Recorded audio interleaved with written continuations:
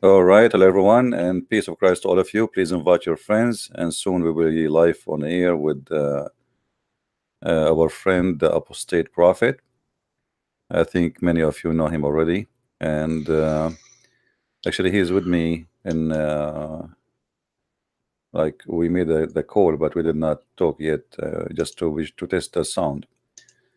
So he will be live on air soon, and we will start. Please invite your friends, and let us do the good work for today. I made a video before this one a few minutes ago, and I don't know how many of you heard it, about the cockroaches attacking Mecca, which is obviously, Hello, everyone, and welcome. This is the Apostate Prophet. I think, is on air. I hope everyone can hear me well. We have just started our live chat. Please, can everyone give me a little check if everything is okay, if it's working or not? If everyone tells me that the live chat is working, if everyone tells me that they can hear me, I will immediately start with the program. Hello, everyone, and welcome. This is the Apostate Prophet. I hope everyone. We have wonderful. So, as some of you might know, I've had some recent health issues, some recent problems. I've had an anxiety problem, a little anxiety disorder that I developed on the in the recent days. That's why I made a little stop with my whole videos, with my live chats, with everything. I also canceled all the video live chats that I made with everyone else. But since I set up this live chat with Christian Prince before, and since he doesn't show his face, we decided to just make this an audio call, so there is no problem with this at all. We can just go ahead. He will be talking most of the time anyway. I will take questions from all of you. You will not be able to see me in this one. As said, it is an audio live chat. And that's all. And if everyone is ready, I will just go ahead and introduce Christian Prince immediately. Christian Prince has his own YouTube channel called The Arabian Prophet. I talked about it before. He makes great work. He debates Muslims live on his channel. He has a lot of knowledge on Islam, a lot of knowledge on Islam. I'm saying this really meaning it. He has a degree in Islamic law and civil law. He has published books on Islam. He has made so many studies on Islam. And very often, whenever he debates Muslims, we see very often that he basically wins the debates, what we call winning. Without going any further, let me just start talking to him right away. Hello, Christian Prince. How are you? Hey, my friend, I'm fine. Thank you very much for having me in your channel, and we appreciate having you too. Thank you. Wonderful. Can you tell me if I introduced you correctly? Is there anything you want to add about yourself? You have a degree in Islamic law and civil law. You have studied Islam very much. You speak Arabic and so on. Do you want to add anything to that? I will leave the rest of the career to the Muslims to tell us what they think about me, and then we will see. Wonderful. Nice introduction. Yeah. So, many of you have asked me so often to invite Christian Prince on my channel. Finally, he's here. We have a lot of stuff to talk about. The first thing I would like to talk about with you, Christian Prince, how open are you about your privacy? Would you like to tell us more about where you exactly come from, like country-wise or region-wise, how you acquired your knowledge, your scholarship, your information on Islam and otherwise? Well, I'm a Middle Eastern for sure, which means they call me Arab, and Arabic is my first language.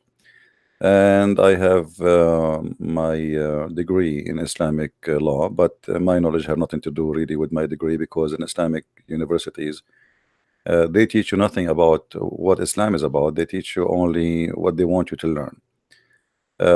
So most of the knowledge I earned, it's my own work and on my own study.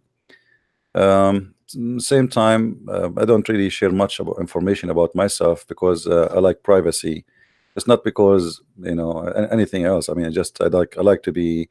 I'm a private person, you know. I like freedom. The second you are a person who is, let us say, a public face, then wherever you go, even like you will have either people who like you or people who hate you. So I prefer to stay away from both, who like me and who hate me, and enjoy life better. I can very much understand that. I can very much deal with that. Well, as you might see, I chose a quite different approach to the public. I just made myself completely public, although I'm an ex-Muslim. I show my face and so on, but I see very much why you would choose to be private, because now that I show my face, I show my name and so on, it is really unbelievable how much abuse, how much insults, how much private investigations into my life take place because I criticize Islam. Why do you think is that? Why do you think Islam is the only religion that we can't properly criticize without getting so much backlash, without getting so much hate, so much persecution from the believers? Why is Islam the only religion that has this big problem? You know, Muhammad, he said, I've been victorious by terror. And terror have many faces. They try to intimidate you. You know, even when you debate Muslims, you don't notice a debate, you notice an intimidation process. They try to intimidate you, make a mockery of you, make you feel that you are not safe, not secure, so you might lose, and maybe they can shut you up. So the whole idea is, if I can scare you, then you lost. And this is why Muhammad, he focused on terrorism, because terrorism is the way to win fast. You do not need to debate with anyone. You just put a sword in the neck of the person and he convert. So there's no need for debate. There's no need for who's right, who's wrong. The one who is in charge of terror is the one who should win. But you know, those things are not working anymore. So the Muslim, they try maybe to harass you as a person, try to put you down, try to speak about you in or creating stories about you, hoping that nobody will take you into consideration no more, and they will not, like, you will lose your credit. So even they will be willing to fabricate stories about you. You know what I mean? It's just in order to make you look bad. Yeah, absolutely. Well, they tell you even things like, if you are a former Muslim, they tell you stuff like you were never a real Muslim to begin with. You have no credentials, this and that. No one will believe you, and so on. If you never were a Muslim, but if you start criticizing Islam, then they say, oh, you have a completely, evil agenda, a vile agenda against Islam, and so on and so forth. And the only thing we actually do is just criticize Islam. The funny thing is, I bring this up very often. We see so many critics of Christianity online. There are probably so many critics of Christianity online, so much more than there are critics of Islam online. And yet we have this great problem with criticizing Islam. But I want to go back to something you just said at the very beginning, which is that you acquired most of your knowledge about Islam from by yourself, not from Islamic education. I would say, as a former Muslim, I totally agree with that. You know, like Muslims tell me nowadays, Muslim apologists tell me nowadays very often that that I don't have any degree in any Islamic field, which is why I shouldn't be trusted as an expert on Islam. But the thing is, I educated myself on Islam very much, and you did the same. And we do this for a reason, because I grew up in Islam, and most things I learned about Islam are positive things about Islam. No one told me extensively about Aisha's age, about how the marriage stuff really works, about how divorce really works, about how wife beating really works, about all the hadith concerning, cursing the disbelievers, cursing the Jews and the Christians, fighting all the people until everyone agrees that Allah is the only God and that Muhammad is his only messenger, and so on. What is your observation when you bring up these points on your channel, on other platforms to Muslims? What do you see coming from the Muslim side? Do you see more of an apologist approach to that? Do you see denial? What can you say about that with your experience? Muslims, for me, is like a kid who he thought that his toy is the best, and he was worshiping it for long. And then when you show him how stupid it is, the toy he have in his hand, he start calling you names and screaming and even threatening you. But sooner or later they notice that their toy is stupid. As an example, I'm just talking to you now, and a Muslim, he challenged me to read chapter 3 verse number 61, which is one of the most funny verses in the Quran. And this is how funny they are. How you are a Muslim and you say to me, read this verse. Here you see the Christians, they are debating Muhammad, and they ask Muhammad to come into debate. And the Christian, they have knowledge. This is why the Quran called them people of the book, and the Quran never called the Muslims people of the book, even though they claim that they have one. But the funny, they are not called in their own book people of the book. So in chapter 3 verse number 61, Muhammad, because he have a disability, the same disability we see today from the Muslims who claim to have knowledge, he said to the Christians, come, bring your family, bring your women, I bring my women, bring your children, I bring my children, bring your yourself, and bring myself, and let us invoke the one, invoke the curse of Allah and those who they are lying. And here you will notice that if a Muslim is not mature in the way of thinking, I don't blame him, because he is following a prophet who is not mature in his thinking. If somebody want to debate you, what kind of debate this is? To say to him, bring your wife and I bring my wives, bring your children's and I bring my children's, and let us have a cursing party, and let us curse the one who is lying. Here you will notice that Muhammad is giving us a great example of the low IQ and not being mature as an adult. Because if somebody want to debate you, I mean, why Muslims don't practice the debate of Muhammad? Based on this, I will take the microphone. I will say to you, say in front. Let us say you are still Muslim and I am a Christian. I say, I swear by Allah, I invoke a curse of Allah to cut my nose if I am lying. And then you take the microphone. You say, may Allah make a car go over me if I am lying. And then I take the mic again, and I say, may Allah close the door of the van over my fingers if I'm lying. I mean, this is the most stupid debate ever.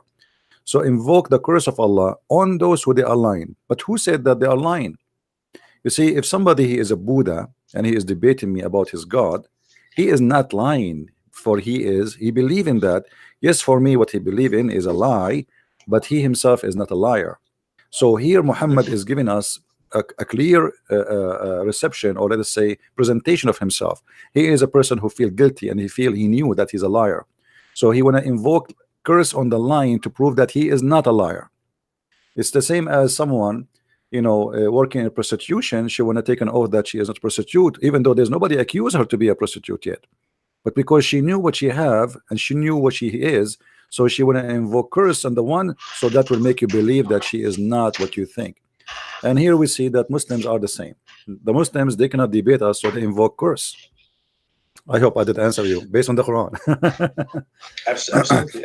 So we learn this. This is how we learn about Islam. Islam is not something legitimate. First of all, there's no legitimacy in this cult, and there's no rules. The rules is just a collection of rules. Muhammad, he put it together, and the Muslims themselves are confused which one to follow and which one is not to follow, because they keep saying this one is abrogated, this one is not abrogated. It's a madness. So Islam is not really something you can learn in a school. In a school, everybody praise Allah, everybody praise Muhammad. That's it. Anything else is not there. In the school, you can ask questions about silly stuff. As an example, you can ask, can I shave my underarm? Then you will see how many volunteers they will answer you. But the second you question who is Allah, they will kick you out from the school. So when the question is silly, everybody want to answer you. When the question is serious, you will suffer. Wonderful. A very sophisticated answer, actually.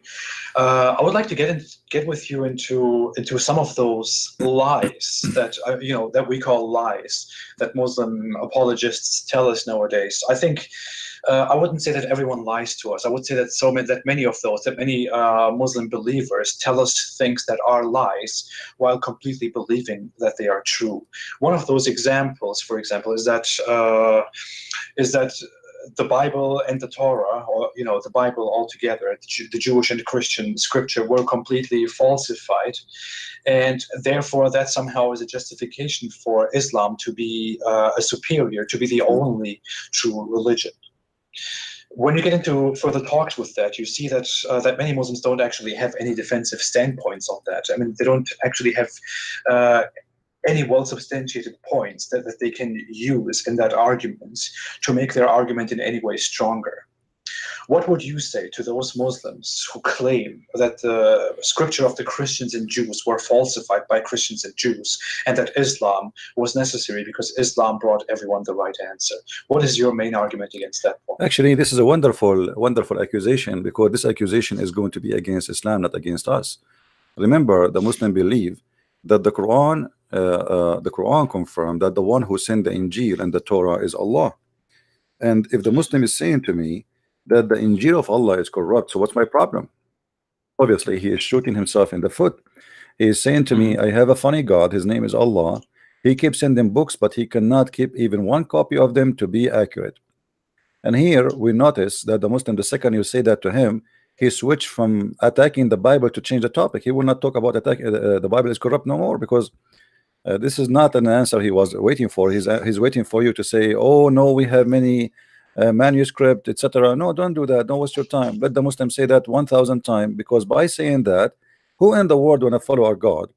He sent 124,000 prophet, and only one prophet they claim that his book is preserved. I mean, that is the most stupid God ever. Because imagine if I hire Allah to work in a library, a librarian, and then I'd say to Allah, I will give you this library and it's full of 124,000 books. And then after 1,000 years I come back and I found in the shelf there's only one book. So who is the stupid here? Me or the God who could not preserve his own book? Because remember, those are not my books. You see, when a Muslim he says to me, your Bible, I mean, I don't have a Bible. This is the book of God, supposedly, right?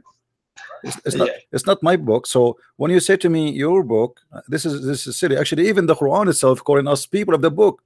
And here you will find another stupid issue. How our book is corrupt, but yet you call our book, you call us people of the book.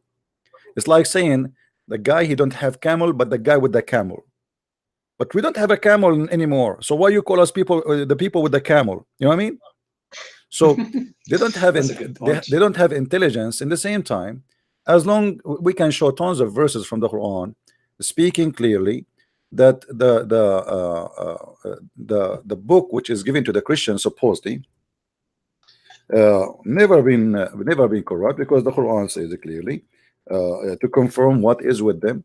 And as long you are confirming what is with them, then you know that's mean you are confirming what is with them, and what is with them is the book, the Torah, and the Gospel.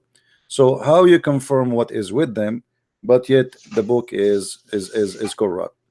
You see, like as an example, chapter 2 verse number 89, chapter 2 verse number 91, chapter 2 verse 101, chapter 2 verse number 213. I mean, you know, tons of verses saying it clearly that the Quran confirm what they have with them in their possession, as we see. Actually, I'm showing it in my screen in my channel. So the Quran confirm what is in their possession. So when the Muslim he says that, he is speaking even against his Quran, speaking with no knowledge except stupidity and being a fool. And okay, if you want to be a fool, be a fool. So when a Muslim he say that the Bible is corrupt, I advise the Christian not to say no. Say to him, thank you very much, your God book is corrupt, and you will see how his face will change in a second. Same time, as long the Torah and the Bible is corrupt, how Muhammad he take an oath on in the Torah, as we see in this is Sahih Hadith. Muhammad the Jews they ask him about an issue of adultery, and Muhammad he told them, bring the Torah for me. And then he, after they brought the Torah for him, he placed the cushion, you know, the one he was sitting in. After he brought the Torah, he said to them, okay, bring it. They brought it to it, and he withdrew the cushion from beneath of him, and he placed the Torah, saying, I believe in thee and in the one who revealed thee. Here Muhammad actually not only confirming the Torah is not corrupt, he is converting to Judaism, and he is taking Shahada. Because when you say that you are a prophet of Allah and you are swearing by the book saying I believe in thee, and that is the Torah, and by the one who sent thee, which is Jehovah, that's when Muhammad here trying to make himself look like a Jew, converting to Judaism officially. And he did not take an oath by Allah, because the one who sent the Torah is not Allah. This is the Torah of the Jew. This is not the Torah of Muhammad. So here Muhammad he was trying to say he is a Jew, trying to convince them that he is one of them in order to make the Jews support him. But after a while, when he noticed that the Jews will not believe him anyway, he decided to flee and try, start killing them. And because that's it, he gave up. So everything the Muslims they speak about, when they speak about corruption, it is for our benefit, not for their benefit. I have no problem if a Muslim says to me that the book of Allah is corrupt, because, well, obviously your God is a shish kebab. Anyone can corrupt his book. And the same happened for the Torah and the Quran. You say it says the Quran that Allah he gave the Torah to the rabbis to protect the Torah, but the rabbis did not protect it. And this is, and it says actually in here that Allah he entrusted the rabbi. Allah trusted the rabbi, and his trust was a failure. That's mean Allah cannot be God, because when I say I trust you, that's mean I made a decision of trust, and that's mean there's no way you will not be trustworthy, especially that the one who trusts is God. So obviously Allah cannot be God. And okay, well, some Muslims say about the whole argument, about the whole that the Quran itself says that the books have been protected. Many Muslims would say that those verses don't refer to the Bible, that they only refer to the Quran, because it is a new declaration in the Quran. That's why such a declaration that no one can change Allah's word, that no one can change Allah's books, refers only to the Quran, not to the Bible. Yeah, but what we would do I'm then, sure you have heard that argument very often. Yeah, but what we will do with the verses saying that we send the book confirming to what is with them. I mean, confirming what is with them. How you confirm what is with them if what is with them is not confirmed? I mean, it says musaddiqan lima ma'ahum. We confirm what is with them, as simple as that. So they cannot say we don't confirm it if Allah himself he confirm it. Same time, let us say that Allah he decided to protect only his book. Who is the silly here? What kind of God he is silly? He favor some of his book over other books. Is that our problem? If we go in the Quran, as an example, in chapter 5 verse number 44, in chapter 5 verse number 44, it says that Allah he entrusted the Jews to protect and to preserve the scriptures. Okay, when Allah he did that, did he make the wrong decision? Because if I hand you a book and I say to you, I trust you to protect it, and then after some time I come back and I found that you did not protect the book, now I'm going to blame who? I'm going to blame the Jews, or I will blame myself as God. This is the Muslim translation in front of us on the screen. It says it was we who revealed the law, which is the book of Moses. Therein was guidance and light. By the standard have been judged the Jews, by the prophet who bowed as between two brackets as in Islam, to Allah will, by the rabbis and the doctor of the law, for them was entrusted the protection of Allah book. And here we notice that the Quran again making a stupid mistake, because if Allah is the one who made a decision to trusting the Jews to protect the book, and the Muslim they say to us that Allah is all knowledgeable, all knowing, and he knew the future, that's mean he should know that the Jews are not trustworthy, and he should not give them such a job, because at the end of the day this is his book. So here when he said I trust you and the trust failed, that's mean Allah he do not know the future. That basically means that Allah made a mistake, that the Almighty, all-knowing Allah made a mistake in choosing the wrong people. Yes, especially he said the trust, because you see, when you take your money to the bank, why you don't take it to your neighbor? You take it to the bank because you trust the bank. You don't trust your neighbor, right? So in the bank, the whole idea of banking, that you trust that place because there is a guarantee from the government up to $200,000. If the bank go bankruptcy, the government will pay you back your money. So we entrust the bank to give our money to the bank because the bank cannot get away with it.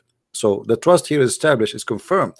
Now Allah, when he say I entrusted the Jews in protection of the book, and then the Muslim they say to us that the Jews they corrupt the book, that's mean that the trust decision of Allah was a big stupid mistake, and Allah cannot be God, because God he knew the future. Okay, so to make a little recap about the whole thing is that as many Muslims know, even those who are watching right now and making nasty comments, as many Muslims know, every Muslim learns from childhood, from very early ages, that the scripture of the Christians and the Jews were falsified by the Christians and the Jews, and that's why Islam came down, the only true religion came down, and Allah protected his Quran forever, and it can never be changed.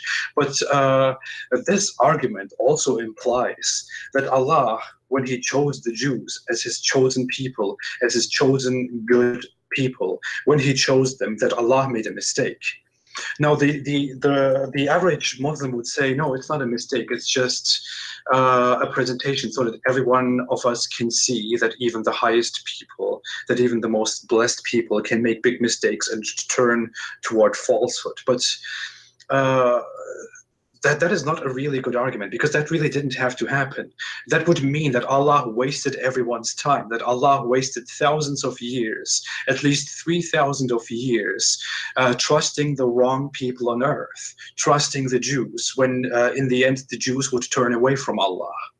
That would really mean that Allah chose the wrong people.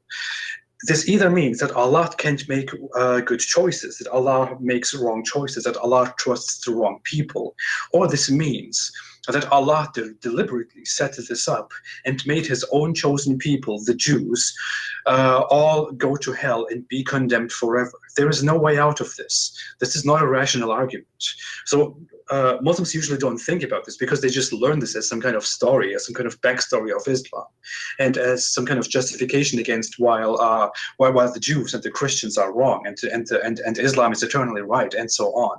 But when you think further about the logic behind this, it either turns out that Allah is not really very smart, and he should be very smart because he's the Almighty Allah, or that he had a pretty evil plan for humankind that no other person in this world in our time would morally agree with.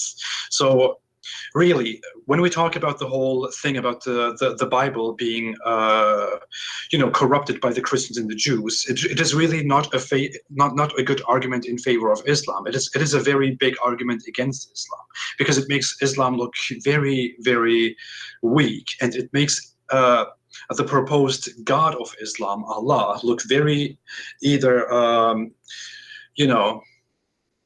low intelligence or quite evil in his plans. But I think everyone got the point. I would like to take some super chats here. Some people made some super chats. Thank you so much, Christian Prince. There are some super chats by S. LaRock, who said, Christian Prince, you have so many great sound bites. I'd love to make Abdul t-shirts. Others include shut up, son of Butak, got you busted. That's for you. I think there's no question attached to that. Another super chat by Mr. Werewolf Dude. By the way, if you don't want to attach questions to your super chats, I would suggest you do that, because don't waste a super chat. Make a super chat with a question so that we can come together and answer those questions. Someone else said, Kafir Linda Clark, thank you so much, Linda, for being here as always, said, Apostate Prophet and Christian Prince are a miracle, hearing you both together. Hallelujah. Jill17 said, you are doing good work. AP, thank you so much, Jill17. And then here's a question among the super chats by James Barrick, who made a super chat and said, can you briefly explain the difference between Shia and Sunni? Thanks. I think this is a good opportunity for you, Christian Prince, to talk a bit about the differences between Shia and Sunnis, and to also use that point to explain us what went wrong with Islam and what went wrong in the history of Islam. The question is, can you briefly explain the difference between Shia and Sunni? You have the microphone. Thank you. Well, I don't see really too much different. It's just about how who is going to be more crazy and more infected with the virus. It's like each one of them, he have his own. It's like a one coin, but have two faces. It's the same. And both of them, they are violence, by the way. But the Shia, their violence is different. They are smarter. They practice taqiyya more than the Sunni, a lot more. Otherwise, all of them, they are the same. Both they worship Muhammad. The difference is the Shia, they worship all the family of Muhammad. The Muslim Sunni, they worship Muhammad only, and they focus on him to be the star in the forehead of Allah. The Shia, they believe that there's all the family of Muhammad, Ali and Muhammad and his daughter Fatima and her children, All of them, they used to be, they are not even a human. They are created from light. And the Sunni, somehow they believe in the same, but they have different approach. So both of them, they believe in the same thing. All the fight is that the Sunni, they supported the ones who fought Ali and his family, and the Shia, they are against anyone who fought Ali. So it is about power, because Islam is a religion of power. Seeking power is not about God. So Ali wanna be Khalifa, Uthman wanna be Khalifa, Umar wanna be a Khalifa, Abu Bakr wanna be a Khalifa. So all of them, they are fighting over power, and we see that right away from the early stage of Islam, the Muslims killing each other, to the point Uthman, the Muslim, they read his Quran today, supposedly they claim that this is his Quran. Not only they killed him, they cut his head, and before they do that, they took the hair of his beard one by one, making fun of him, torturing him. And after they killed him, they drag him in the street. And after that, they refused to bury him in any graveyard in the town. And this is the caliphate, who Muhammad, he promised him to go to heaven just because he gave him money. So Shia and Sunni, it's the same cult, the same madness, but they sponsor different politicians. So the Sunni, they sponsor Abu Bakr and his gang, and the Shia, they sponsor Ali and his gang.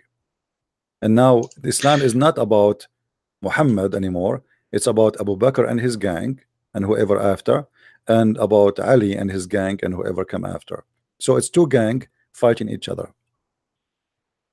There's also a lot of hostilities still going on. There were so many more hostilities in the past, like, I don't know, a few centuries ago, concerning the Sunni Caliphate fighting against the Shia Imamate, and the other way around.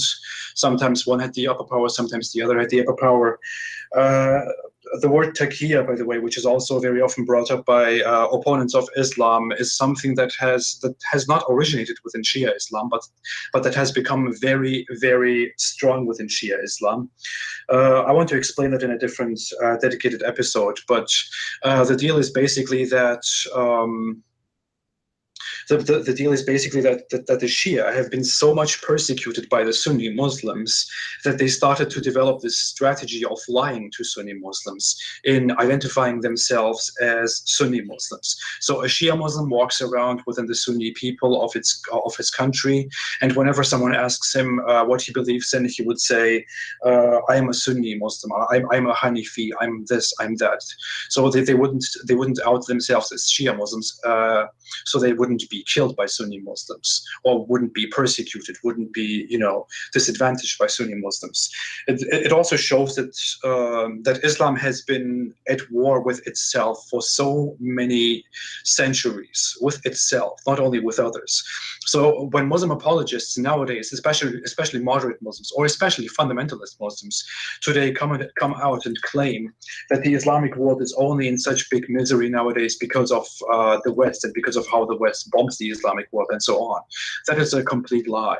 Not only has the Islamic world been at a jihad, in a fight against the non-Muslim world, against the rest of the world for centuries, the Islamic world has also been fighting itself among each other for centuries. The Shia-Sunni divide has been going on since only less than a century after Muhammad's death, and only a century ago, only 1 or 2 centuries ago, have they started calming a little bit down and tolerating each other a little bit. But if you go to Iran, or if you go to, I would give Iraq as a very nice example. If you go to Iraq and you have discussions with Sunni Muslims and Shia Muslims, you can still see in very basic, casual, daily talks, daily conversations, that the two hate each other. I, for example, have been to Iraq several times, and whenever I was there, without ever bringing up the topic, when I sat down with someone from the other side, I always heard curses against the other side, like from a Shia Muslim against a Sunni Muslim, or from a Sunni Muslim against a Shia Muslim. The divide has been going on forever. So while some people in the West especially try to sell us the notion that Islam is all about peace and tolerance, and that Muslims among themselves are completely peaceful if the evil West, if America only left them alone, the reality is completely different. In reality, there are so many different sides, especially the Sunni and the Shia, who still hate each other and who still fight each other wherever they can. The only thing now is that the Islamic world is so much inferior to the Western world, and that's why they are trying to calm a little bit down and trying to be a little bit more diplomatic rather than just fighting and killing each other. I thought that was an important note to add. Anyway, everyone, if you want to direct more questions, you can use a super chat, or you can just type your question in the comments. I will try to compile your questions and ask them to Christian Prince, or also include them in my own talks. Christian Prince. Mm-hmm. Let me see. There have been some questions about your belief. You are a Christian, right? Absolutely. Yeah. I don't know. I've seen here someone saying that you are an atheist and that you sell yourself as a Christian or something like that. That's complete nonsense, you say, right? Yeah. Well, I am an atheist, and the way I like banana is that will make them prove that I'm an ape. I am an atheist somehow. People are funny. In the last month, we have at least 30 people left Islam in my channel, and many of them they accepted the Christ. So how I will be in the world? I will be an atheist. That will be funny. Yeah. But anyway, I could say the same with pride about my own work. By the way, we receive so many messages from Muslims who say that that they are thankful that they have left Islam, that they have either become Christians or they have gone a different path. So it's really absolutely great when you see people typing insults and stuff in the comment section. You would think that the Muslim world is only completely outraged with us, but many are only outraged because so many are leaving Islam due to these talks, and that is a great thing to do, Christian Prince. So I would like to ask you at this point, why did you decide to do this? Why did you decide to go out and talk to Muslims and debate them? well, since I was a young kid, if you try to learn about Islam, nobody want to talk about it, and if you are born of a Christian family, they don't even like to talk about it because they're afraid that their kids might be involved in the trouble if they speak about it. It's a very risky religion. So I decide to study so I can find answers first for myself. When a Muslim, he says to me what we hear every day these days, and I don't know how to answer him. I have no idea what he's talking about, so I decide to study. So I decided to study Islamic law, and that helped me just to understand let us say the structures of Islam as a cult, but did not really give me too much knowledge as know what is deep inside the cult. The knowledge you have to search yourself and study and etc. And now, as you see, the Muslims are in this ability. Almost sometime in the same day, I receive between 2 to 3 Muslims leaving Islam, and most of them they leave Islam and they accept Christ even sometime live on air. And the reason for that, the Muslims they got shocked when they hear what Islam is about, and they never heard this before. And each time I speak to a Muslim, he said to me the same sentence: I never heard this before. I never heard this before. Well, you never heard this before because nobody want to tell you about this before, for this is not good to say. The same as in the Quran, chapter 5 verse 101 says, ask not questions, and verse 102 it says why, because if you ask those questions, same questions, people of former generation left Islam because of them. So don't ask, don't tell. This is what Islam is about. So Islam can stand as long there's somebody want to force Islam on you. There's a sword. If you leave, we want to kill you. Actually, while we are chatting now, there's a guy he posted in your chat. His name, I think, Abdul Rahman al-Dakhil. He said that for every ex-Muslim you should know, soon you will lose your head. And this is how they can keep Islam surviving. You leave Islam, you will lose your head. But they cannot answer you. They cannot refute you. They cannot prove you wrong. So they threat you to. This is why when Muhammad died, the same day Muhammad died, thousands and thousands of people left Islam. So what Abu Bakr he did, the Muslim after Muhammad, after he died, people they start leaving Islam. They decide to launch a war. It's called the War of Apostate, and I'm sure you know about it. Yeah, the wars. Yeah, why people they decide to leave? Simply because he forced them into Islam, and even the Quran he confirmed that. So Islam cannot stand questions, not only criticism. Normal question, a very simple question. As long like I have in the screen now, the Kaaba. If we ask the Muslims, you say you are not a pagan, so why you kiss a black stone? They say because the Prophet kissed it. Okay, why the Prophet kissed it? Because it's holy. Why it's holy? Because the Prophet kissed it. Very nice point, by the way. There's this hadith in which Umar, I think, or Uthman, I don't know which one. No, it's Umar, yeah, where he says to the black stone in the hadith, I know that you are of no benefit to me. If I didn't see the Prophet kiss you, I wouldn't kiss you. That's what Umar says in the hadith, right? Yes. If you confirm that, I guess. But this is absolutely ridiculous. Yeah, but this is a problem here, because simply that's mean Umar, he confirmed that Muhammad either a liar or is a hypocrite, because why he is kissing a stone is useless.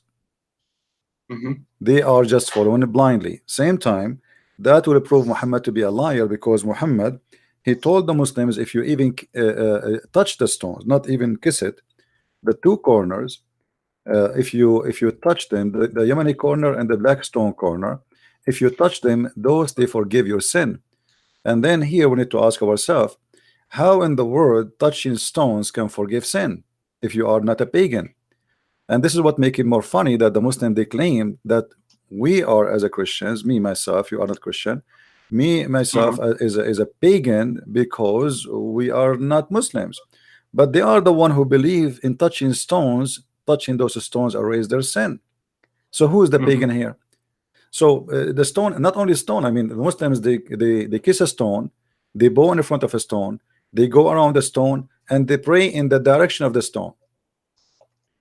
So what if this is not paganism, what is paganism? Absolutely. I would like to say this again to everyone, to every Muslim who's listening.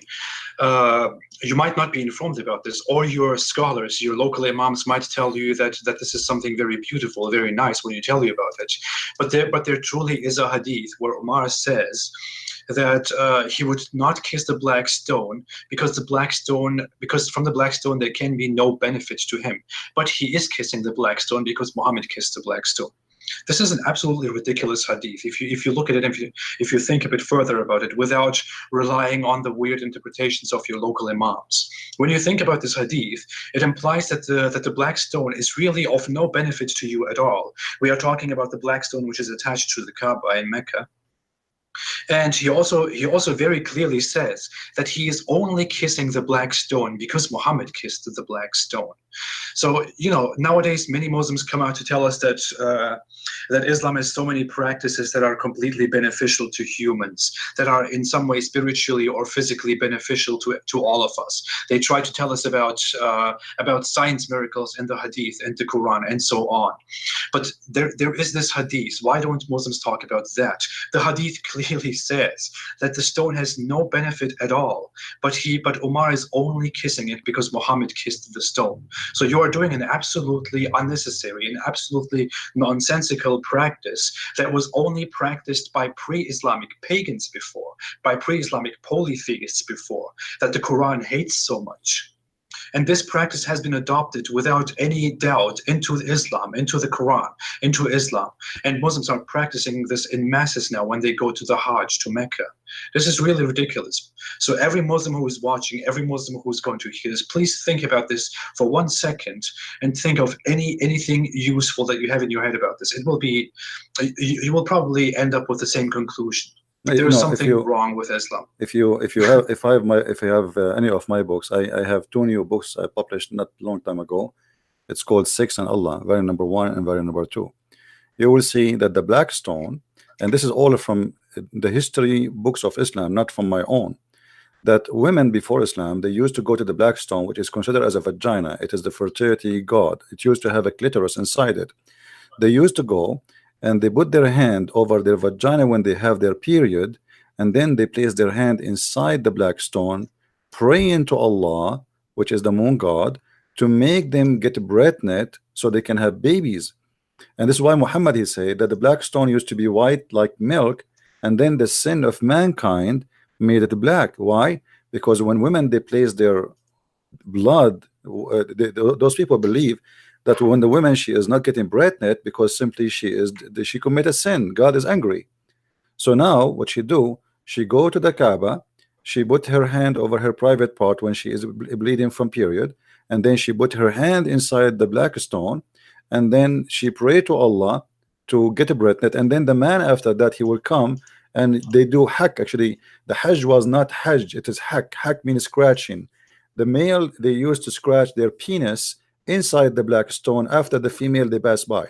So your wife, she go first, she put her hand over her vagina with the blood in her hand, she placed her hand inside the black stone. Then the guy, after that, the husband supposedly, or the spouse, he go and he placed his penis in the black stone and he scratched the black stone with it, and then supposedly that will help them to have babies because that will make Allah happy. So this is a very demonic, satanic, pagan cult. Same time, when the Muslim, they say to us that this is a holy stone, and all of them they agree. Even Muhammad, he said that the black stone is going to have 2 eyes and tongue in the judgment day, and is going to speak our sin. So Muhammad, he claimed that this stone is a living stone. It's not just a stone, it's a living stone. Even there's a hadith says that the black stone is the right hand of Allah. All of this lead us to one thing, that this is nothing but a pure paganism. So when a Muslim, he speak there's a guy in the chat, he said, why you kiss the cross? First of all, kissing the cross have nothing to do with the teaching of Jesus. If somebody do it, this is his business. But Jesus nowhere says kiss the cross. So we are talking about Muhammad kissing a stone. We are not talking about Jesus kissing cross. You know what I mean? So if you want to compare between the teaching of the founder and the I'm not accusing Muslims that they kiss a stone and that will make them pagan. I am saying Muhammad himself is kissing the stone. So because if you kiss a stone and Muhammad don't tell you to do that, then I cannot say Islam is teaching you that. But if you kiss a stone following the steps of your prophet and you believe that this is a holy stone, and by the way, there's nothing left of the black stone. The black stone the Muslims they have today in the Kaaba, after Al-Qur'an, he destroyed the Kaaba and he screamed in the middle of the Kaaba saying to Allah, where is your birds? If you remember, there's a chapter, it's called the chapter of the elephant, where supposedly Allah, he sent an army of army of a bird to destroy an army of elephant. And then why? Because this is his house. I mean, you cannot destroy the house of Allah. No way. Allah will not let you do it. So in chapter 105, very small chapter, it's called the chapter of the elephant, very funny chapter, is claiming that Allah, he sent an army of birds to destroy an army of elephants was coming from Ethiopia to destroy the Kaaba. And this is very funny because Al-Qur'an, he destroyed the black stone, destroyed the Kaaba, he took the black stone and then he made it pieces. And actually the Muslim now, they don't have a black stone. If you go and check the pictures, you will find that the black stone now is a small 8 pieces, and they glue it together with expensive wax with nice perfume to make it stay together, and they have to do maintenance almost every few days to keep the black stone from being stolen.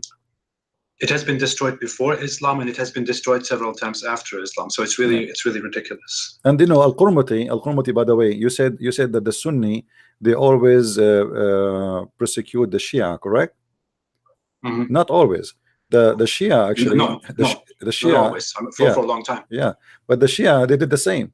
It's about who is in the power. The one in the power, of course. he humiliated the other one, and then they will find themselves they have to use the taqiyya. So during the time, and this is what Islam work. I mean, can you imagine that all of Egypt used to be Shia? How they became all of them Sunni in one day? Simply, you change the king. You change the king, everybody falls into the new belief. Who dare to say no? So when the Shia control in Egypt, the Shia, they were doing the same humiliation for the Sunni. When the Sunni control until now, the Sunni now are the majority in Egypt. The Shia are very little. So if you are a Shia and you live in Egypt, actually not 2 years ago or 3 years ago, they killed a sheikh, a Shia sheikh, and they drag his body and then they cut him pieces. And the government, they could not do really anything about it. And this is why, because they are a small, tiny Shia minority. But if you go to Iraq, the story is the same, but the opposite. If you are a Sunni, they will kill you, they will drag you in the street, and if you are a Shia who live in Iraq but in a Sunni area, they will do the same to you. You know, like this what happened during the time of ISIS. ISIS, they go in the street and they shoot anyone as a Shia just because he's a Shia. So it's an ugly cult, and they practice what they learned from their God. By the way, that's also when ISIS persecutes minorities like the Shia in Islamic regions, they do that completely based on Islamic texts. They do that completely based on Islamic hadith that they also cite. One very important hadith that exists that ISIS has cited forever is even a prediction is even a prophecy by Muhammad about the future, where Muhammad says that in the future there will be people who will pray, who will act like Muslims, who will dress like Muslims, and so on. But their faith will not go beyond their throat, or something like that. I don't know.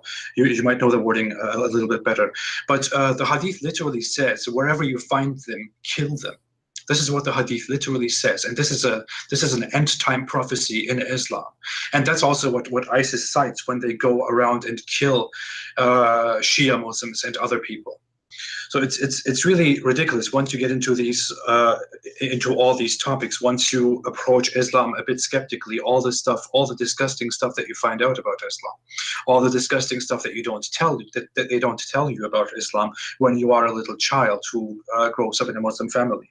I mean, I was subject to the same way of education. We have been told from childhood that this is a beautiful religion, this is the truth of all time, and so on. But once you grow up and once you look into the things, into the matter by yourself, you will find out so much cancer in your Islamic sources that it will make your stomach turn. So, as said, by the way, a little anecdote to what Christian Prince said. Egypt and a very large Muslim region was once ruled by the Shia Muslims. It was called the Fatimid Caliphate at one time. In other times, it was under different names. And the Shia even ruled over Mecca and Medina. Many Muslims think that is something impossible because they believe that the lands have been under their own true guide forever. But that's not true. Mecca and Medina have been ruled by the Shia, and Sunni Muslims consider Shia Muslims not Muslims. They consider them kuffar. They consider them munafiq, so which means heretics or hypocrites. So I don't know. We have said so many things that tell us that the basic education that a Muslim receives is completely false, as it turns out when you study Islam by yourself. And this is just one of those things. It's really crazy. So every Muslim who is listening, please open your book, open your Quran, open your Hadith books, and start reading it by yourself. If you really need to get a second opinion, if you really need to listen to scholars, read the interpretation, read the exegesis, the tafsir of Ibn Kathir. You will find so much disgusting stuff in that. You will probably join me in criticizing Islam in the future if you do that. Or you will join Christian Prince in criticizing Islam. I don't know, whoever you join. By the way, a short thing to say, if you want to make a super chat, guys, please, I can't see the super chats that you make on Christian Prince's channel. We have the live chat open on both of our channels. I can only see the ones that you make on my channel. So I'm sorry if I miss those on the other side, but let me quickly squeeze those in for you, Christian Prince. Falco XTZ said, did you know that Blackstone got destroyed and robbed? Yes, we just talked about it. Thank you so much, Falco. Misty Radical Love Miranda said, do you think that Muhammad might have got different revelations than what his followers put on the original Quran? We love you both. Thank you both. Well, thank you so much, Miranda. I would say that that we don't even know what Muhammad really received, that we don't even know what Muhammad really said, because the Quran that we read today is completely based on what other people after him present us, what Uthman after Muhammad put into the Quran. There might have been so many more things inside the Quran. There have been actually, according to Islamic beliefs, some things in the Quran that have been later abrogated and removed from the Quran. And there might have been so many more things missing from the Quran, or so many more things added into the Quran. Christian Prince, what will you say about this? Well, I don't really care if the Quran was original, is still original or not, or it is corrupt, because I cannot prove the corrupt to be corrupted twice, and there's no point of it. I believe this is a false book anyway, and the Quran is filled with the stories proving that this is a false book. A God who says that the sperm is coming from the ribs of the women cannot be God. Women have no sperm. A God who says the man have a sperm coming from his backbone. This is very silly, and all of us, we know what testicles do. A God who do not even remember which one he created first, the stars or the trees. that cannot be God. I mean, the Quran is a chain of madness. God who teaches us that He have hail coming from mountains in heaven, and this is how hail is created. This is a silly God, you know, a God who teaches in the Quran about a flying carpet for Sulaiman, and Sulaiman he have an army of genie and birds and chickens. I mean, you have to be mad person to believe in such a fiction stories. So for me, I prefer to stay focusing in the Quran as they have it today, not in the corruption of the Quran. However, if we go as an example, there's a big scholar, his name is As-Suyuti. As-Suyuti alone, he reported that there's more than 57 corruption in the book, and the corruption we are speaking about is huge. As an example, As-Suyuti, he says, and he proved that from for sure from other Islamic scholars and reference, that the chapter of Al-Baqarah used to be equal to the chapter of Al-Ahzab, and that's mean there's hundreds of verses are missing in one chapter alone. Just one chapter alone, hundreds of verses are missing. So according to Umar al-Khattab, that the Quran was 1,027,000 letter. That's mean there's more than 80% of the Quran is gone. Actually, even the Hadith, which the Muslim Sunni they believe in, it confirmed that there is when Muhammad when Muhammad he died, Aisha, she said that the Muslims were busy with his death, and then a goat came and ate the Quran, and right now there's many verses are missing, we cannot find them. So the Quran is corrupt or not, it's a stupid book anyway. But is it corrupt? I believe nothing in the Quran is a Quran, because I believe the Quran is a collection of stories, and there's no guarantee that one word is coming from Muhammad. Who is Muhammad? We do not know. Like you see the Muslims, I saw videos saying that the book written by John who? The book written by Matthew who? And by the way, if you open the book of John, you will see John speaking about himself, who is he. But if we open the book of Quran to see who is Muhammad, we don't know. We do not know his name. We do not know, because Muhammad is not the name of Muhammad. This is why the Quran sometimes says Ahmad, sometimes say Mustafa, sometimes say Ahmad. So who is Muhammad? So Muhammad obviously is a nickname. Okay, who is Muhammad? We don't know. We don't have proper historical sources about that either. For example, there was the Byzantine emperor at the time of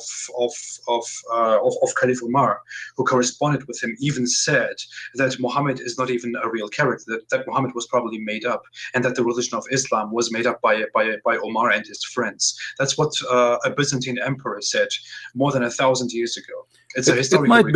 It might be he's a real person. It might be. But but the name we have in front of us, this is not his name. If you read my books, I'll give you a reference where even the Muslims themselves, they speak that when Muhammad he was born, his grandfather he called him Qatham, not Muhammad. So nobody knows who is Muhammad. Nobody knows. If we read the book of history, you will see, even in my books, you will see that Muhammad was born 4 years after his father's death. I mean, how in the world this can happen? A guy, his father passed away 4 years before, and then he is born 4 years after his father, and then you say to me he is the son of a guy, his name is Abdullah. The father of Muhammad, his name is Abdullah, but yet he don't believe in Allah. So what does that mean? This is impossible.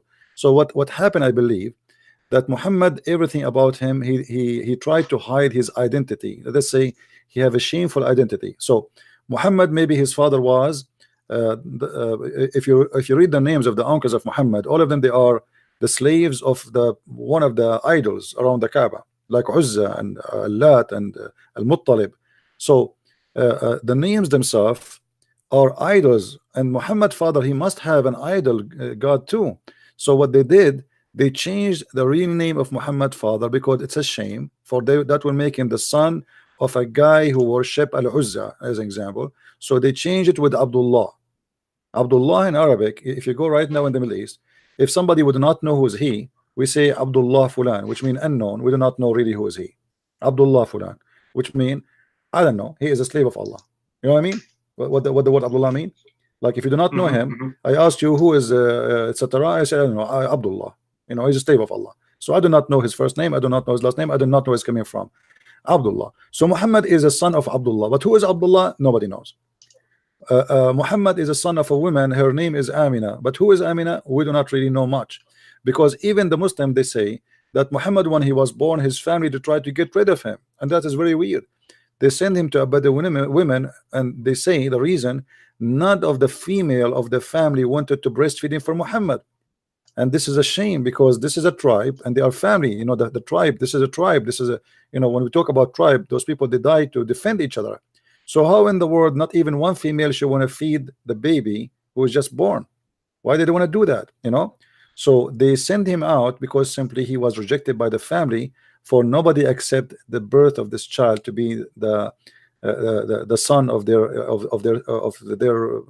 you know, brother. And this is why we see Muhammad is cast away, trying to get rid of him. And then when they cast him to a Bedouin woman, Muhammad, he used to have a seizure, and he faint always. And the woman, she afraid that he will die between her hand, and they will hold her responsible for his death. So she cast him back, and she sent him back, said, I cannot have him, you take your son. So the life story of Muhammad, nothing of it makes sense. What makes sense, that because Muhammad, he was suffer a lot from females, the females of his uncles, as they claim. He hated women very much, and he wanted to seek revenge from them when he got power. This is why we see Muhammad always speaking about women as they are the devil. They are the devil. So he want to abuse them the same as they abused him when he was a child. So we see Muhammad, he says, like, even when he have sex with the women, he says that women, she approach in the image of the devil, and she leave in the image of the devil. Yep. Okay, thank you so much. I would like to answer some questions. Time Space said something interesting. He basically said, why are there so many hadith that are so much concerning that when humans read it, they would question Islam? Did the authors of the hadith not think about these things? Well, I would briefly say many people don't really know how the hadith came into existence. The hadith are even more complicated, even more weird than how the Quran came into existence. The Quran came into existence by compiling different oral and written notes by different people who were supposedly around Muhammad when he made his revelations, which is why the origin of the Quran is so questionable. As Christian Prince said right now, there are so many complications within the Quran. We don't even know who wrote it. We don't know who the Muhammad is it talks about. We don't really know the context of many things in the Quran. There's also something very interesting that I would like every Muslim to consider, which is chapter 9 in today's Quran. According to a very authentic hadith that we can all find and see, the story of chapter 9 in the Quran is a very ambiguous backstory, because when the people were compiling the Quran, they had the chapter 9 before them, in front of them, but they didn't really know where to put that chapter. They saw the beginning of the chapter, they saw the end of the chapter, but they had no idea where to place that chapter. Some suggested to place that chapter into another chapter. Some suggested to place it between different chapters. And in the end, they came up with the solution that we have today, which is that this chapter is the 9th chapter, and it doesn't start with the regular start, which is in the name of Allah, Bismillah, as we see in other chapters. So the hadith very clearly say that the people, when they were compiling the Quran, did not know what to do with the 9th chapter, because Muhammad died before he gave them further instructions on what to do with this Quran. But when you are a Muslim, you learn that everything was completely, perfectly planned and arranged, and Allah revealed the message to the Muslims. Muhammad gave the Muslims the message, and the Muslims knew exactly what to follow and what to do. When you read the authentic hadith, you see the opposite. The people were just standing there with several papers, with several notes that they compiled, and they didn't know what to do with this one specific chapter. That's why when you read it today, it sounds very weird. I want to take 2 super chats. Michael Wilcox said Muslim scholars admitted that Bismillah is not in the old Quran. That's a very interesting thing to talk about. Just a second. MKC420 said, why do Muslims claim that a golden ratio is a Muslim miracle? I would like to give you one of those questions, Christian Prince. I would like to answer the thing about the golden ratio very quickly. Well, the golden ratio, for those who don't, sorry, yeah, the golden ratio, yeah. if it's true, that proves the Trinity. Because the Well, golden. I would like to say very simply, the golden ratio is nothing to be to take miraculously, especially when we talk about the Quran and Islam. What Muslims do very often is that they point out the golden ratio. They say, well, you put the golden ratio on a world map, you will find Mecca in the center of it. No, I did that. Actually, this is false. I did that, and I made a video about it. This is false. It's not true. It's false. It's false. Absolutely. The only way to make the Mecca, as they claim, first of all, the golden ratio based on in the calculation they try to do, it's based on fake line we made. You know what I mean? The degrees, the divide of the earth, it is us we made. This is not real. So so when we say we say your location now in the map based on satellite, this is not real. This is a map we created. This is not to do with Allah. Yes. So if you want to measure that based on this, that will be, you are stupid. It's not Allah who did that. It's me. The one who made this map is God himself. Secondly, even the calculation is wrong. We can do it, and the only way to make it correct, actually, according to them, is to have the earth to be flat. Same time, when a Muslim he speak about the location of the Kaaba. Just today I was making a video about how the Kaaba is in the worst location. Actually, today the Kaaba, by the way, is under attack by cockroaches. I don't know if you saw the video I made. So there's billions of cockroaches attacking Mecca, and the prayer now is not allowed in Mecca until they fight it. But if you go to the live broadcast of Mecca prayer, it's still going, which means this is a recorded prayer. Now, if we go in the, I will show you in the screen. If the Muslims they say that the Kaaba is based perfectly by Allah, then how the Muslims explain to us that the Kaaba in the worst location ever to be? As you see here with me, this is the Kaaba is flooded by the sewage. Each time little rain come, the Kaaba will be covered by the water of the sewage. So let us say this is the golden ratio of Allah, and Allah he chose the Kaaba in the best location, and then Allah he put it in a place where the Kaaba will be always flooded and damaged. Because by the way, now the Kaaba, now they put the rocks together by concrete, but before it was mud. And you know what water do to mud, right? The water will destroy the structures. So because when the mud became wet, it is strong as long as dry.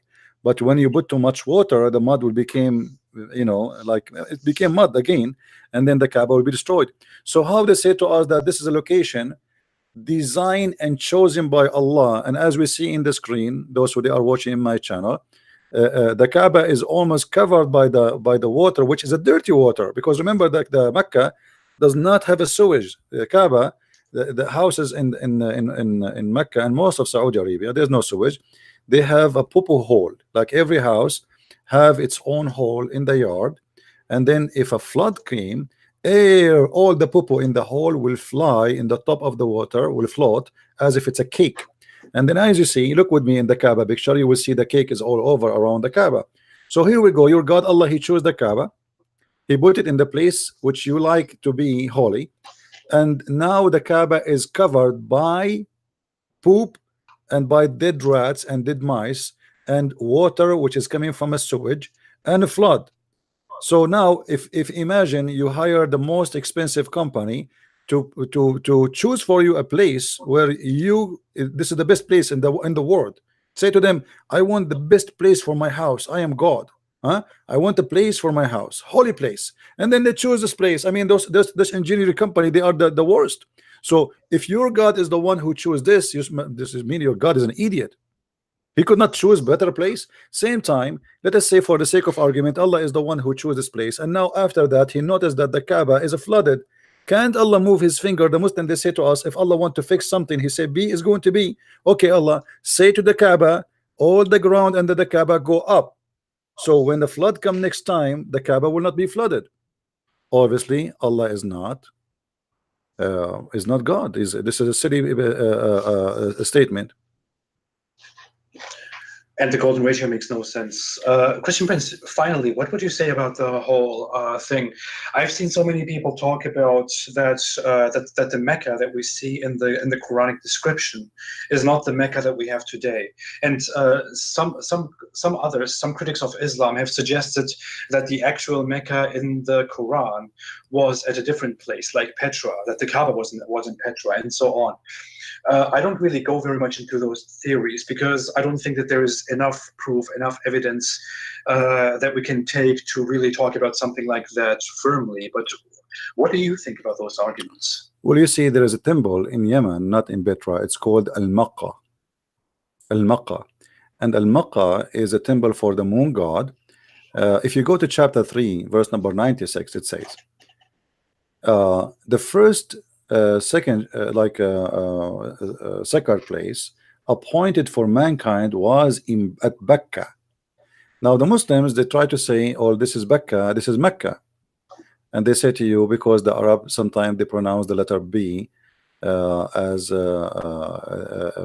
and sometimes M as B, and then sometimes Qa as Ka. So that's what I'm saying. Actually, Becca and Makkah is you know what the Quran here is saying, that there is a holy place, the first place where God he chose to be his temple is, and that is the moon god, is the temple of Makkah, which is in Yemen. And you go there, you will find that this is the temple of the moon god, and the one who built it, supposedly many historians they say that the one who built it is the Sabian. And Muhammad himself was called Sabian for a while, and even Muhammad he promised the Sabian to go to heaven, which is weird because Sabian they worship stars and planets. So absolutely, very important point. Yeah. So here the Sabian they build the temple of Al-Maqqa, and Muhammad is confirming. This is why, if you remember, I showed a hadith that there's two corners. If you touch them, those two corners they forgive your sin. Okay, why they forgive the sin? Because one of them is the Yemeni corner. Why it's called Yemeni corner? The Muslim they say because it's facing Yemen. So what facing Yemen? Well, that will make it Yemeni corner. And why this corner, if you touch it, the same as the black stone, is going to forgive your sin? The Yemeni corner contain stones from the temple of Al-Maqqa in Yemen. So what they do, like the same some Christians, when they want to build a church, they bring a bones of a saint, and they put the bones in like in the structures of the church, the new church they want to build, and they build a church in the top of the bones of the saint. The Muslims, Muhammad and the Arab before him, they bring stones from Al-Maqqa, and because this is holy stones, so to make it simple, why you want to go and travel all the way to Yemen to touch those stones? We bring the stones for you. So we bring some stones from that temple, we put them in the wall of the Kaaba, and here we go, you have the temple of Makkah right next to your door. You do not need to go all the way there, and you can just practice your pagan religion right here in Mecca. So Mecca is a copy of Al-Maqqa. A hadith even says that that when the companions of Muhammad went down to Yemen for some conquest or to invite people to Islam, there was a temple called Kaaba. That's literally what the hadith says, and the hadith goes further on saying that a companion of Muhammad went ahead and burned the temple down and dismantled it, which is ironic because the Kaaba that we call Kaaba today is also a Kaaba. So it's very much the same thing. It's a mystery how Islam got away with that. And you see in the Islamic sources themselves that there is that there is such a thing, such a relation between the Kaaba that we have today in Mecca and the Kaaba that was apparently also in Yemen. There was 26 Kaaba. There was 26 Kaaba actually, you know, in the Arabian Peninsula, and even the Muslims they agree about that. So every Kaaba, like the Kaaba is simply a mall. Kaaba is not something special. It's a mall where people they place their idols around it, and even the Muslims agree around the Kaaba there was 360 idols, and people they go there to buy and sell. It's a business place. Same time, it's a religious place. So there's 26 Kaaba, and every town have their own Kaaba, and they bring stones from a holy stone. if you, I don't know if you know about this hadith as an example. A Muslim, very well known Muslim, said, and before Islam, we used to worship stones, and if we could not find a stone, even like if we find a, let us say, I will read the hadith. This is Sahih Bukhari. It says, we used to worship stones, and when we found a better stone than the first one, we would throw the first one and take the later. But if we could not get a stone, now look at the rituals. They create and own a stone by rituals. If we could not find a stone which is better than the one to worship, we would collect some earth, i.e. soil, and bring a sheep and milk the sheep over it and perform tawaf around it. You see tawaf? So tawaf is something they do long before Islam, have nothing to do with Muhammad, have nothing to do with Abraham, have nothing to do even with the existence of the Kaaba. They make a stone from dirt and milk. They mix it together, and they make a shape of a rock, and then they go around it doing tawaf. Mean going around it. This is what tawaf means. So this is what the Arab do always, and nothing new. And Muhammad, he just copy exactly what was before him. Absolutely, this is a very important point, especially to the Muslims who are watching, or to the Muslims who are going to watch. This is a hadith that Christian Prince just read for us. It says very explicitly, it describes very explicitly that in pre-Islamic Arabia, people used to worship stones, and people used to take stones and replace their existing stones with better stones, and then perform the tawaf around them. Tawaf means the thing that Muslims do nowadays, circling around the Kaaba. This is a very clear pre-Islamic practice. I explained all of this Kaaba story in a video that I made before, which is the most watched video on my channel, which is called The Truth About the Kaaba, in which I also tell you that the tawaf is a practice that had nothing to do with Christianity or with Judaism. That didn't exist in those religions at all.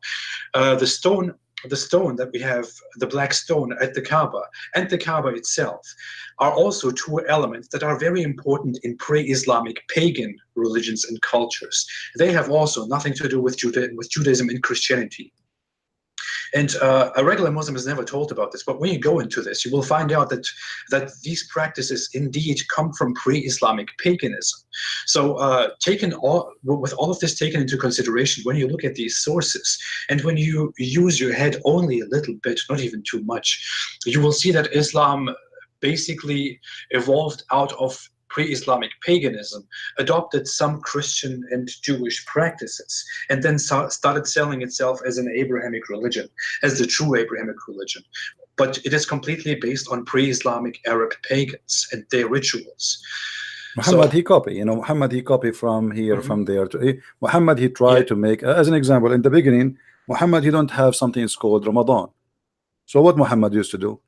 Muhammad, he was looking around him, and everybody have a fasting except him. So he decided to have fasting, like the Christian have fasting, the Jews have fasting. So how come the pagan have fasting? So he need a fasting day. So he decided to come with the fasting. So he was, he looked around him. Some hadith they say that he copied from the Jews Ashura. Some they say he copied from the pagans. So the pagan used to fast Ashura, and even Muhammad, he said that the one who fasts Ashura, Allah will forgive his sin for the last year which passed. This is how important it is. Just if you fast Ashura. And now if you ask the Muslim, do you fast Ashura? Muslim, they say no. Okay, how this fasting was so important to Muhammad, to the point if you fast in that day, will forgive all your sin for the last year. They say to you, because at that time Muhammad, he did not have Ramadan yet. So we replace Ramadan, we replace Ashura by Ramadan. Okay, well, if you are saying to me that one day fasting is going to forgive the sin of all the year, that means this day is better than Ramadan. Because if you fast the whole month of Ramadan, you will not have your sin forgiven for the past year. But if you fast this day, your sin is forgiven for the whole past year. But here you will notice Muhammad, he was trying just to make an excuse to accept this fasting, to make it as his fasting. And when he found something better, the same as the hadith about the stones, we find better stones, we leave the stone before it, and we go to the new stone. Here Muhammad, he found Ashura is a way to make himself look like a prophet, and then he liked Ramadan better, and because this is what the Sabian they do. So he wanna be hypocrite as a Sabian. So he told them, okay, Sabian, I will do what you do. You fast Ramadan, I will fast Ramadan. The Sabian they do ablution. Okay, we will do ablution like the Sabian. Exactly the same. So Muhammad, he copied everything he have from somebody. Nothing he have. The only thing Muhammad is his own fabrication is verses in the Quran about sex or money. So like Muhammad wanna sleep with women, he make verse says any woman she wanna give her vagina to the prophet so he can sleep with her. That is Muhammad fabrication. But most of the rest, as an example, the flying carpet of Sulaiman, this is from the legend of the Jews. The seven sleepers, this is a story written by the Christians, fiction story. The Christian, they wrote it just as an example how the Christians are persecuted and one day they will be victorious. The story of Alexander the Great, how he found the sun sitting in murky water. This is a fiction story written by a Syrian writer who is speaking about the real figure, which is Alexander the Great, but the story itself is a fiction, that he went all the way and he found the sun sitting in the murky water, and then Muhammad, he adopted all those stories and he put them in the Quran, and he claimed that he received those from his God. Thank you very much. Thank you for the clarification. I want to take two more super chats. MKC420 said, thanks AP, keep up the good work. Thank you so much for the super chat. And Oscar Begol said, wasn't Muhammad a victim of Satan himself when he flirted and married Zainab? Because the hadith says Satan is the third when a man and a woman are together.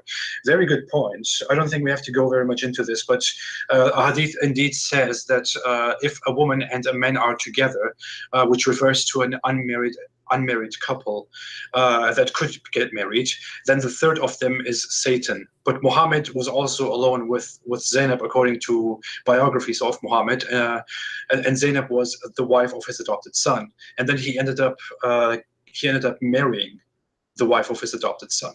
So it appears he was very much the victim of what he himself said.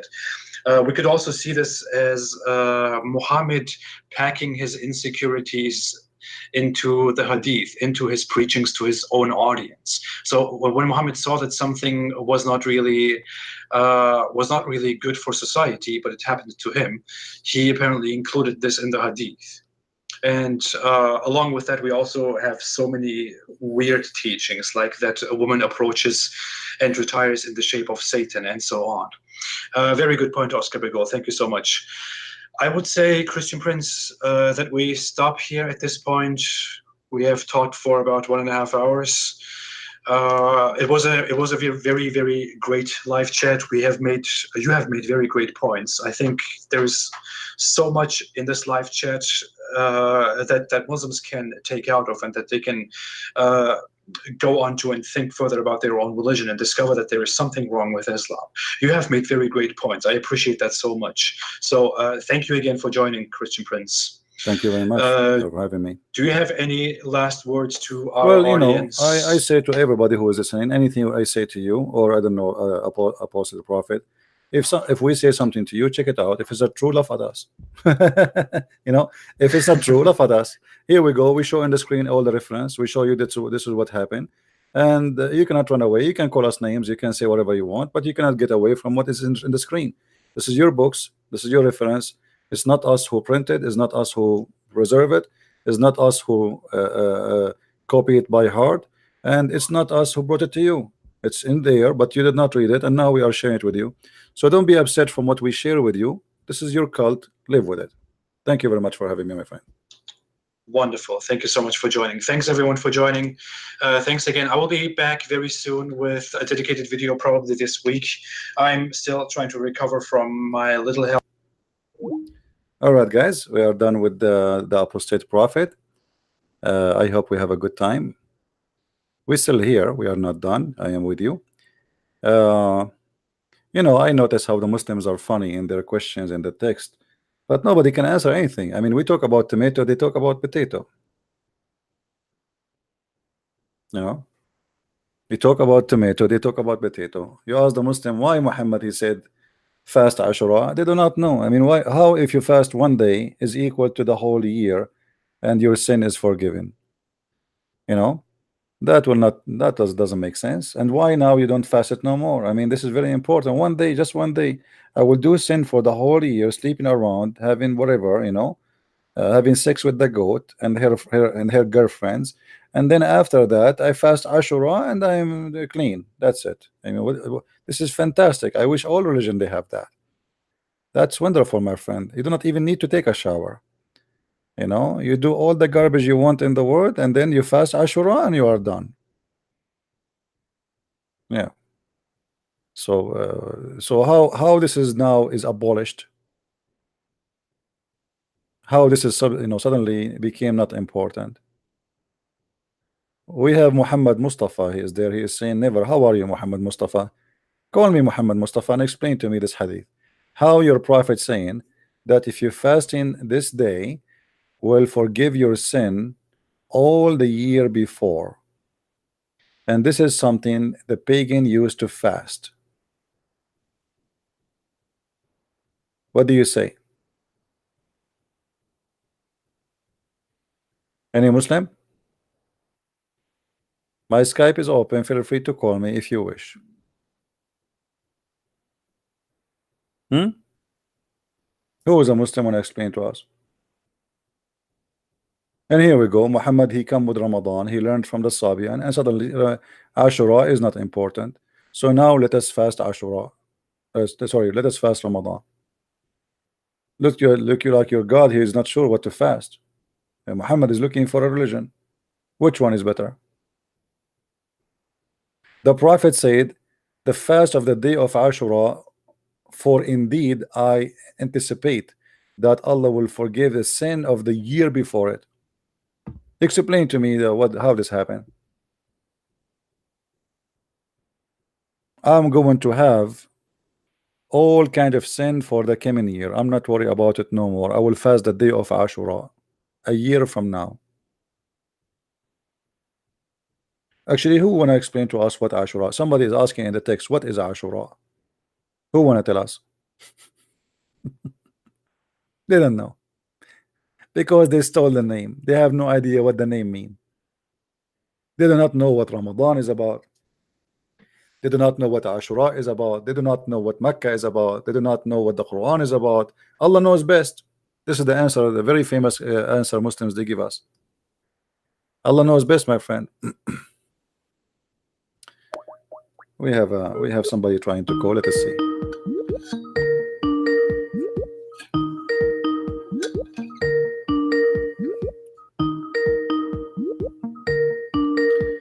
Answer, Abdul, answer. Do you hear me, Abdul? Yes, Abdul. All right, Abdul. So why if you fast in Ashura, Allah will forgive the sin of 1 year? Why not? No, tell me why. No. Don't tell me why not. Tell me why. I mean, what you did. If a guy he did not eat for a few hours, that is equivalent for all the sin you did in a year before. Because Allah is merciful. He wants to forgive. So I will go and rape women. I will go and rape women, and I will go and rape children, and I will go and kill and steal and do all kind of sin. And then what I do, I fast for 8 hours, and that will wipe my sin. Where is the wisdom? This is merciful, or this is a joke? Where he said it? It says in front of you. It says, forgive the sin of the year before it. All the sin. The sin. What is sin? Isn't it killing as a sin? Isn't it rape is a sin? Oh, I forgot you are a Muslim. Raping and killing is not sin for you. Did Allah see the punishment of killing? Or? My friend, it says forgive the sin. That's it. The sin is forgiven. The sin, all the sin is forgiven all the year. Not one sin, not two sin. The sin of a year. It's in front of us. You are lying, my friend. Read it. He didn't say rape.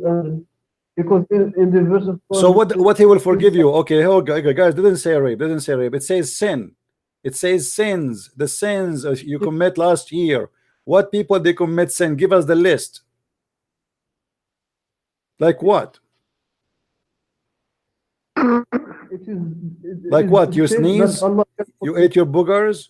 What is the sin which Allah will forgive you for the last year? What exactly? Give us a list of the sin. it's Allah. It's up to Allah to So how you decide know? what- As long it's up to Allah, why you contradict yourself? A second ago you said to me it's not rape. So how you say it's not up to us? It's up to Allah now. Here we go. Allah He said the sin of the past year is gone. I will wipe it off for you. Who are you? He did not say some of the sin. Did He say some?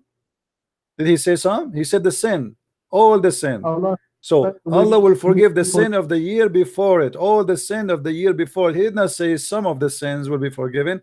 He said the sin. That's it. It's an open apology for all the sin you have. Allah will wipe your sin out from your book.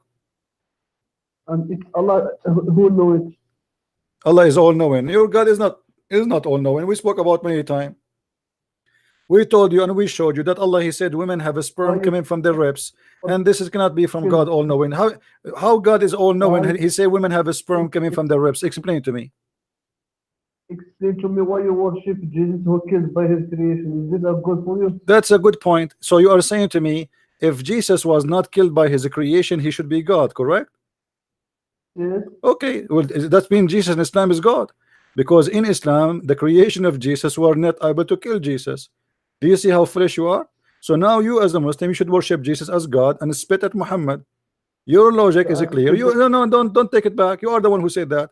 You said if Jesus is God, how he can be killed by his creation? I said to you, so if he was not able to be killed by his creation, he will be God. You said yes. Okay. Well, in Islam, the creation of Jesus were not able to kill him, so Jesus must be God according to Islam. My friend, this is your You don't speak him in the nose. You are the one who said that. You are the one. Everybody heard you. Everybody is laughing. It's you who said to me how you can worship Jesus. How many times I need to repeat it? Why Muslims are, my friend? Let us fast Ashura now. Let us fast Ashura. So my sin and your sin will be forgiven. What you did, what the sin you think Allah will forgive you? What the sin Allah will forgive to you in the last year if you fast Ashura? Give me the list. Like what? You stole candies from the grocery store? What is the sin Allah will forgive you for the last year if you do Ashura? It's Allah to decide, not you. This is not a question. You see, no, it's yes, Allah. Allah decide already. Allah, He said the sin. It's you who decided that. It's not all the sin. So as long you are the one who made decision, then you tell me what is the sin will be forgiven. It is Allah to decide. So why? How? You see, you keep saying to me Allah to decide, but Allah He said the sin, all the sin. He didn't say some of the sin. Did you see there it says some of the sin? All the sin that He said. I can't even hear you, man. Go on. Let the man of the house call me. Let your mom call me.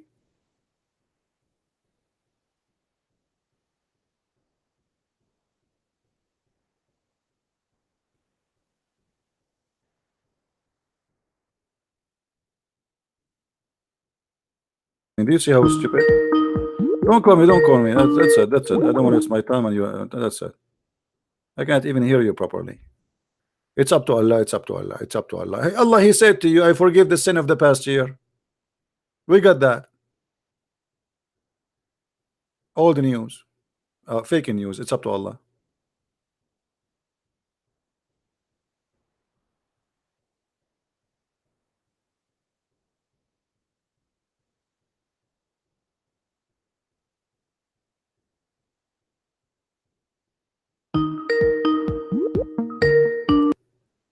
Why you are calling me Abdul? Are you going to tell me what is the list of the sin I will forgive you or not? Why did Jesus worship one God and you worship three gods? Here we go. Here. You can't even answer me about your religion. Why you talk about something you don't understand? Jesus worship. Okay, I want to show you. I want to show you something in the Quran. I want to show you something in the Quran. Does the Quran says that those who don't worship Jesus, they are kuffar? Show me this. Why your God? Why Jesus worship the Father and you worship? Well, we believe in the Trinity. The Son He speak to the Father. Your God, when He worship Muhammad Hijab, He says Allah He pray. Muhammad Hijab, he said Allah He pray. Allah He pray to who? Jesus He pray to the Father. You Muslims, your Allah pray to who? To His Father? Huh? Why worship? Answer. Jesus, I answered you. Jesus He pray to the Father.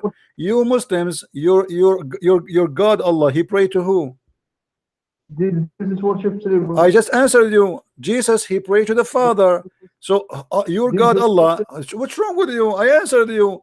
Jesus He pray to the Father. We believe in the Trinity. We believe in the Trinity, Abdul. Your God He pray on Muhammad. He pray to who? Go to Ibn Kathir. He will explain Go to Ibn Kathir. Go to Ibn Kathir. What Ibn Kathir would do? You remember last time I showed you Ibn Kathir, you don't accept it? Huh? Ibn Kathir.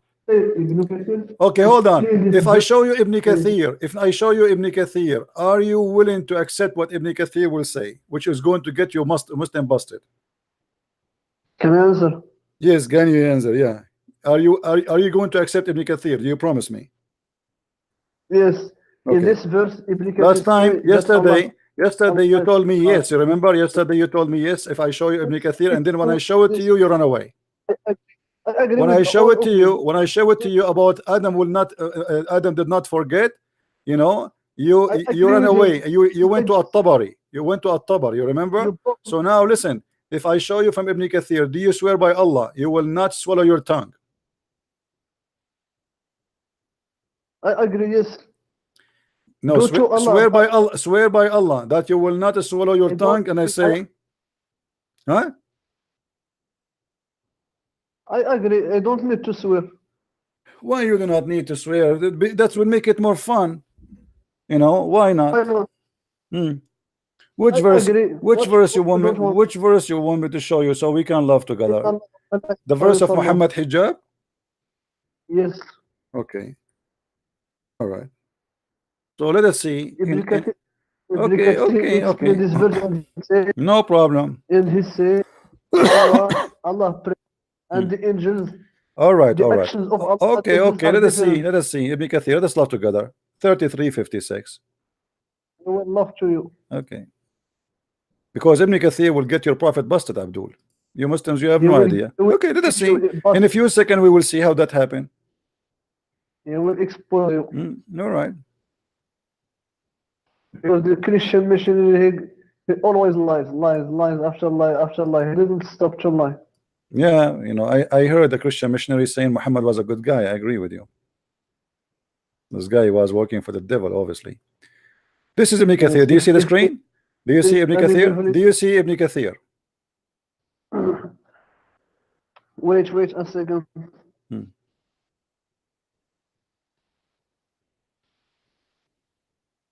Which verse is this? You are the one who told me. You don't even know the verse we are talking about, don't you?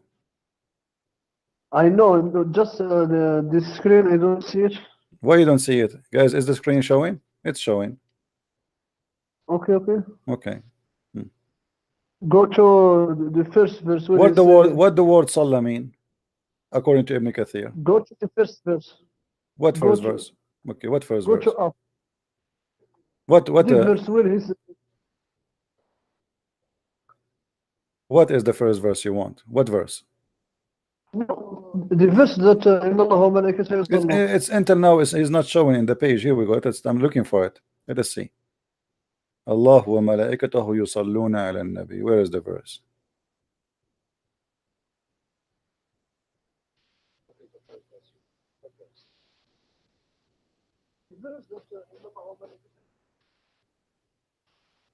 وصلى الله على 56. محمد. Here we go. وصلى الله على محمد. No, Read the with me. verse of the Quran. 50. The verse from the Quran. Okay, here we go. The verse from the Quran. Unbelievable. It's chapter 33, verse number 56. Here we go. Okay. Read it for me.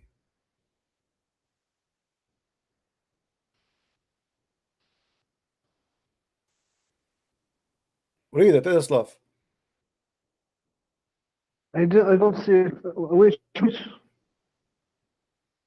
Chapter 33, verse number 56. This is your Muslim translation. I go to Tafsir Ibn Kathir, not the. I was there. You told me go to the Quran. What's wrong with you? I was in the Ibn Kathir page. Which one you want? The first page of this Okay, verse. okay. First of all, read the Quran for me. What it says here in the Quran. Explain to us what's happening. Ibn Kathir, in this verse, he see that Allah he praise. It is not prayer, praise, and the angels. Praise, send- guys. Allah He send- praise. What praise mean? What praise mean? Praise, he sends praise. Okay, praise. What praise mean? What the word praise Go to mean? just No, you tell me first. You just told me Allah He praise. What the praise mean? What does that mean? praise. So you are saying to he us give. that God, he praised a man, not the man he praised the God of Islam? Are you saying to me that the God of Muhammad, he praised Muhammad? Okay, are you saying Allah he will curse I am not saying it's you who Muhammad? say it. Don't say, are you, don't start saying, are you saying? I am saying it's you who said to me, Allah, he praised Muhammad. Did you say that or not? Yes, Okay. there is no problem with that. What do you If mean by Allah praise? wants to What the praise word him, praise, what the word praise mean? What the love, word you love, praise mean, my friend? Explain to me what the word, you when you love. say Allah praise Is what? love, Huh? love. It is love. Send His love. Praise means send his love? Yes, I never heard of this before. Guys, the word praise send his love. yes. Okay, so your God and the angels, they are sending love to Muhammad. Mwah, mwah, Muhammad, mwah, Valentine Day. Are you saying that? Are you stupid or what? Well, you are the one who's saying to me that. Isn't it you who just say to me, Allah and the angels send his love? Did Jesus loves you or Don't not? change the And he topic. say, Jesus. As you're saying to me, God, he is sending his love to Muhammad. what's the problem with that? Well, the Are you problem saying that Jesus? Muhammad became God, because if Jesus God, problem? if God praising Muhammad, that's mean he is God. That's mean Muhammad is God. No, no, my friend. Did My, Jesus say Abdul, who is the love? one? Do your God praise you? Yes, Where? Show me. Your God, he praise you. He loves me. He loves you. No, this isn't. It says you said to me, he praise you. Yes, which means He loves me because Allah say He loves Abdul, me. let us get you The busted. Let teenagers. us get you busted. Shut up, shut up. Look, it says Allah and his angels. This is the Muslim translation. In Arabic, it says yusallun. What yusallun mean? Give me the word. Be Are honest. you What the better than Ibn Kathir? Are you better Well, than let me ask you, are you understand more than are Ibn you Kathir? better than Ibn Kathir yesterday when you asked me about Adam? Are you better than him? I agree with him. He exposed you. He agree with me, you idiot, and this is why you run away. You refused to read it. You said to me, go to At-Tabari. No, You forgot? it is you who stopped the car. Okay. Do you You want don't want do you want me to go there again and force you to read? go to Ibn Kathir know about this verse. Oh, what Before about the verse jump. yesterday? Okay, here we go. We will go to Ibn Kathir about this verse. Let us laugh together. This is Ibn You will Kathir laugh about. Hold on. This is Ibn Kathir. Hold on. Okay. This is Ibn Kathir about this verse. وَصَلَّى اللَّهُ عَلَى Muhammad. Read with me carefully. Read for me.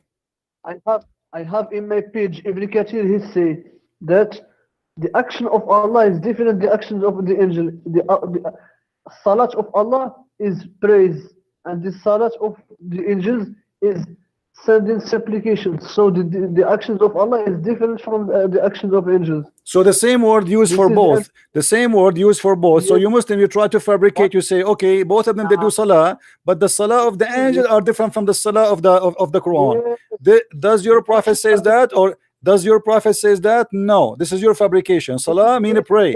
So you just admitted. You just admitted that Ibn Kathir he agree that the word salah means supplication. Correct? no. It's you who said that a Ibn second Kathir, ago. can I answer? Yeah, Ibn go. Kathir said salat for Allah is salat for Allah is praising. And Okay, for the okay. angels Let me ask you. Let me ask you. So according to the verse, Allah he did salah on Muhammad. What does that mean? He sent a blessing. according to Ibn Kathir, he said praise Praise. Okay. And the angels they are asking Allah for what? for supplication. For what? There is a difference. For what? To do what? Asking Allah supplication. They are asking supplication to send blessings to Muhammad. I mean, look how stupid you guys are. If Allah already he praised him, you ask him for more? Is that like a rice? We want more rice, Allah. Allah send more rice, Allah. Allah more sugar. I mean, your God Allah already he blessed him and he praised him. So what do you mean the angels are asking Allah for more? Are you stupid people? Is your God is God, or is your God is God, or he is a vendor? You know, we make a request for more. What more mean? If your God already blessed Muhammad, what more blessing will do? No, explain to me. If Allah blessed Muhammad already, what more blessing will do? Now you change the question. I am not changing. It's you who said that to me, that when the angels they pray, it's supplication to Allah to send more. When Allah he pray, he is sending a blessing. That's wonderful. Okay, Allah he sent a blessing already. The angels are asking Allah for more blessing. Why?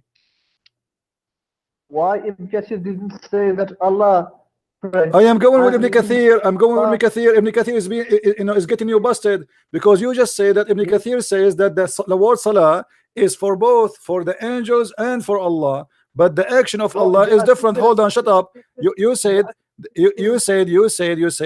that they are asking, say plenty of salah upon him on Friday and every Friday. So Allah is asking the angels to send salah upon him on Friday and every Friday. Okay, why the angels they have to make a Friday prayer on Muhammad and every Friday? Why? Because it's a command from God. Okay, so are you saying that the blessing of Allah expired every 7 days, so we need to ask Allah for more prayer on Muhammad, otherwise the previous blessing will be expired? Muhammad is dead already. I didn't say that. What the blessing of a dead man will do? It is benefit for the believers. No, it's benefit. It's benefit. No. Hold on. It's a benefit for the believer. So you are saying to me, by asking Allah for a blessing for Muhammad, you get a benefit, correct? What you just said by praying to Allah to send the blessing on Muhammad, you receive a benefit, correct?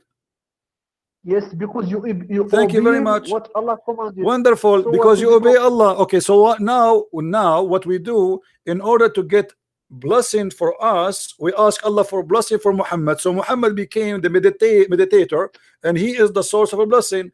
In order to get a blessing from Allah, we fool Allah. We say, Allah, hey, send the blessing to Muhammad so we can get a blessing too. So you Muslims are a bunch of hypocrites. So you are saying to me, hold on, you are saying to me, you are not doing a prayer on Muhammad because you like Muhammad, but because you want to get the benefit of the blessing. You use Muhammad, you use Allah. Allah, he said, bless Muhammad so I can. Okay, hold on. You just made it clear. Muhammad here is like is used and abused by you.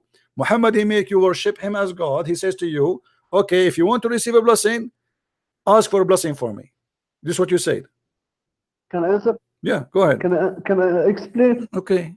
There is if you want to get blessing, you can ask Allah directly without Muhammad.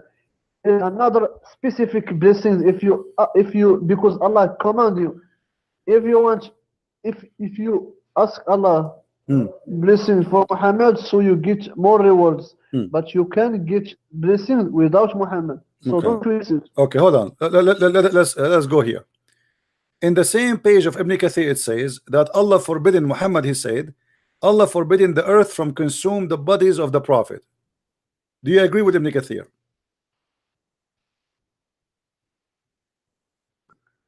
Where is this? Ibn Kathir, the same page we are reading from. Show me. إن الله حرم على الأرض أن تأكل أجساد الأنبياء. Do you agree? I don't see it. Wait. Some people see it. Why you don't see it? It's a different time. Difference in time. Okay. Well, I told you to it in Arabic, so you have no choice to say it's not there. Anyway, you know the hadith. So do you agree with this?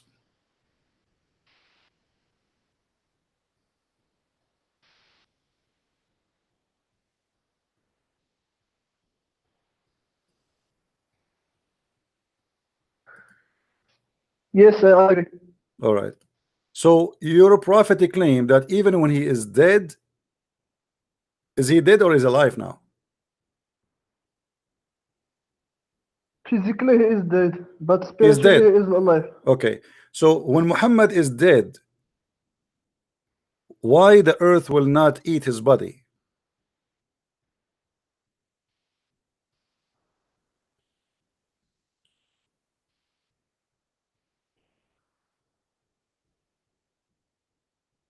Isn't it the Quran says, وَكُلٌّ مَنْ عَلَيْهَا فَانٍ, everybody in the top of it is going to be destroyed? So how Muhammad, his body is going to be preserved?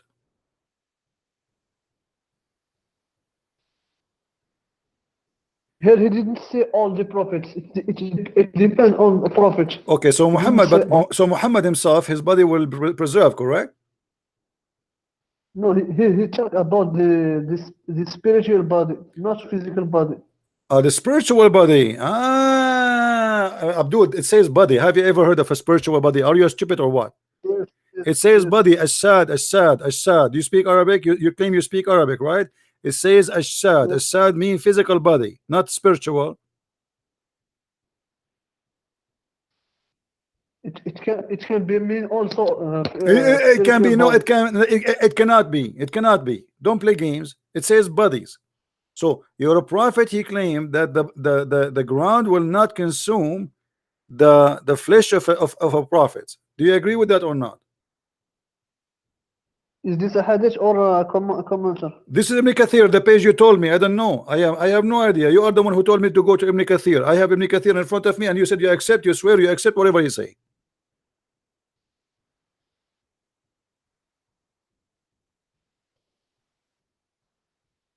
So what is the problem with this? My friend, I want an answer. Don't tell me what is the problem. Always when you hold a Muslim from his tail, he starts saying to you, "What's the problem? What is it? What is that? What's your point?" I am asking you, do you agree or you don't agree? Do you agree or you don't? Agree about what? Huh? Agree about what? Agree about what? So what I'm repeating for you the question for many time. Do you agree that the body of the prophet will not be consumed after death? Yes or no? He will be concerned. He will be consumed. So anyone who say the opposite is a liar, right? No, he can't change his statement because here he didn't. He is not the prophet who see it. Is not what? It's not the prophet who see this. Who see that? This is not the question. Because This is not the question. You agree that the prophet body is going to be consumed? Yes or no? yes, Yes. Okay, guys. He said the prophet body will be consumed. So if Muhammad he said the opposite, is a liar. So why you are saying Ibn Kathir, you agree with him? Ibn Kathir is the one who's saying that. Ibn Kathir is the one Ibn saying Kathir, that Allah he forbid the earth to consume the body of the prophet. Allah forbid the earth to consume the body of the prophet. he maybe is wrong. So okay, he is maybe wrong. Okay, what about your prophet? Is he wrong too? No, the prophet is not wrong. Okay, because the prophet he said the same. Here we go. Now let us see what you will do. You will run away. You said, you see, you are the one who said you accept Ibn Kathir. When we show you something funny about Ibn Kathir, you said I don't accept it, he's wrong. Now what you will say Muhammad is wrong. This is a hadith and this is sahih. Even Muhammad he claimed that you have to pray on me. You see, you Muslim, you say that the word salah does not mean praying to Muhammad. But as you see, it's a proving that this is a prayer you made to Muhammad. Read with me carefully what the hadith is saying.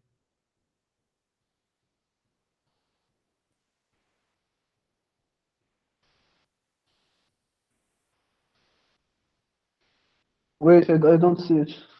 Wait.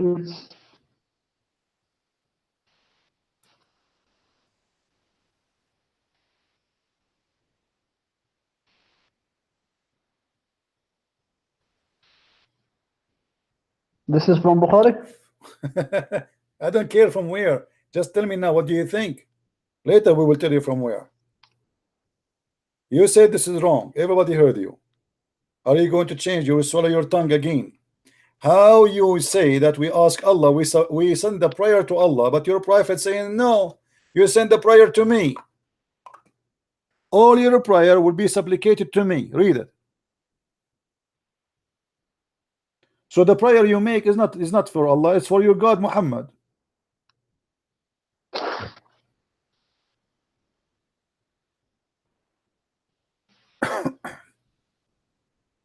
Show me the Arabic one. Show me the Arabic one. How much you pay to show you? I am the same like your prophet. The prophet says, if you want to see the prophet in private, if you want to see the prophet in private, you want to speak to him in private, you have to give him alms. How much alms you will give me? Just do whatever sin. How much alms you will give me to show you to you in Arabic? I am like Muhammad. I want to do business now. What kind of a prophet? I will dive He will not answer you unless you into- pay him. I will be nice for you this time, but next time I will charge you. Here we go. This is in Arabic. I It will says, dive- you know, قال النبي صلى الله عليه وسلم. Let me read for you in Arabic because your Arabic is funny, you Moroccan boy. إن من أفضل أيامكم يوم الجمعة فأكثروا علي من الصلاة فيه فإن صلاتكم معروضة علي. قال فقالوا يا رسول الله وكيف تعرض صلاتنا عليك وقد أرمت؟ قال يقولون بليت. قال إن الله تبارك وتعالى حرم على الأرض أجساد الأنبياء صلى الله عليه وسلم.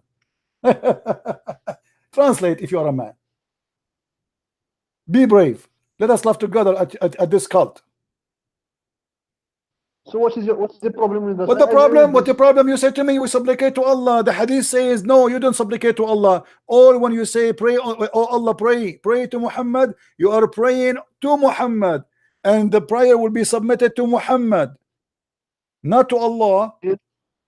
So how Muhammad is dead, and the Muslim ask him, how we will pray, and our prayer will be submitted to you, but you will be dead. How this will happen? Read carefully. They said to him, how can our blessing, by the way, this is a false translation, it doesn't say blessing, it says salat. How our salah be submitted to you when your body is decayed, which means because you're dead. He said, Allah has forbid the earth from consuming the body of the prophet. So your prophet claim that all the prayer of you make is going to come to him in the grave and submitted to him. What if I Guys, we might lose electricity. We have a very crazy storm. Oh boy. There is another hadith that explains this.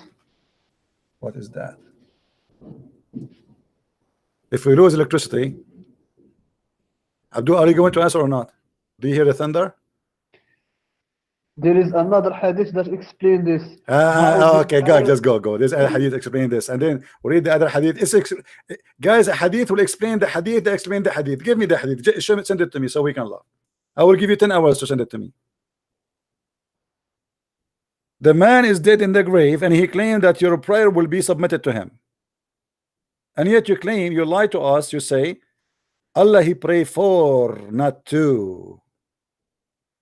The fact all the prayer is praying for Muhammad, to Muhammad, for the benefit of Muhammad.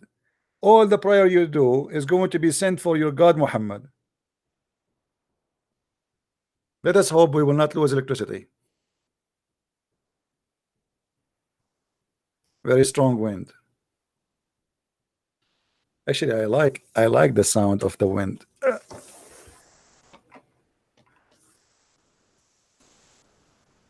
Do you hear it? Man, the wind is going crazy. I hope no tree will fail in my place. What is that? Wow.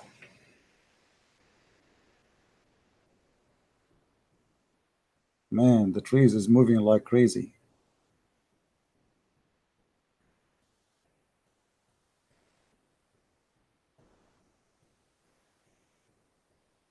Oh boy.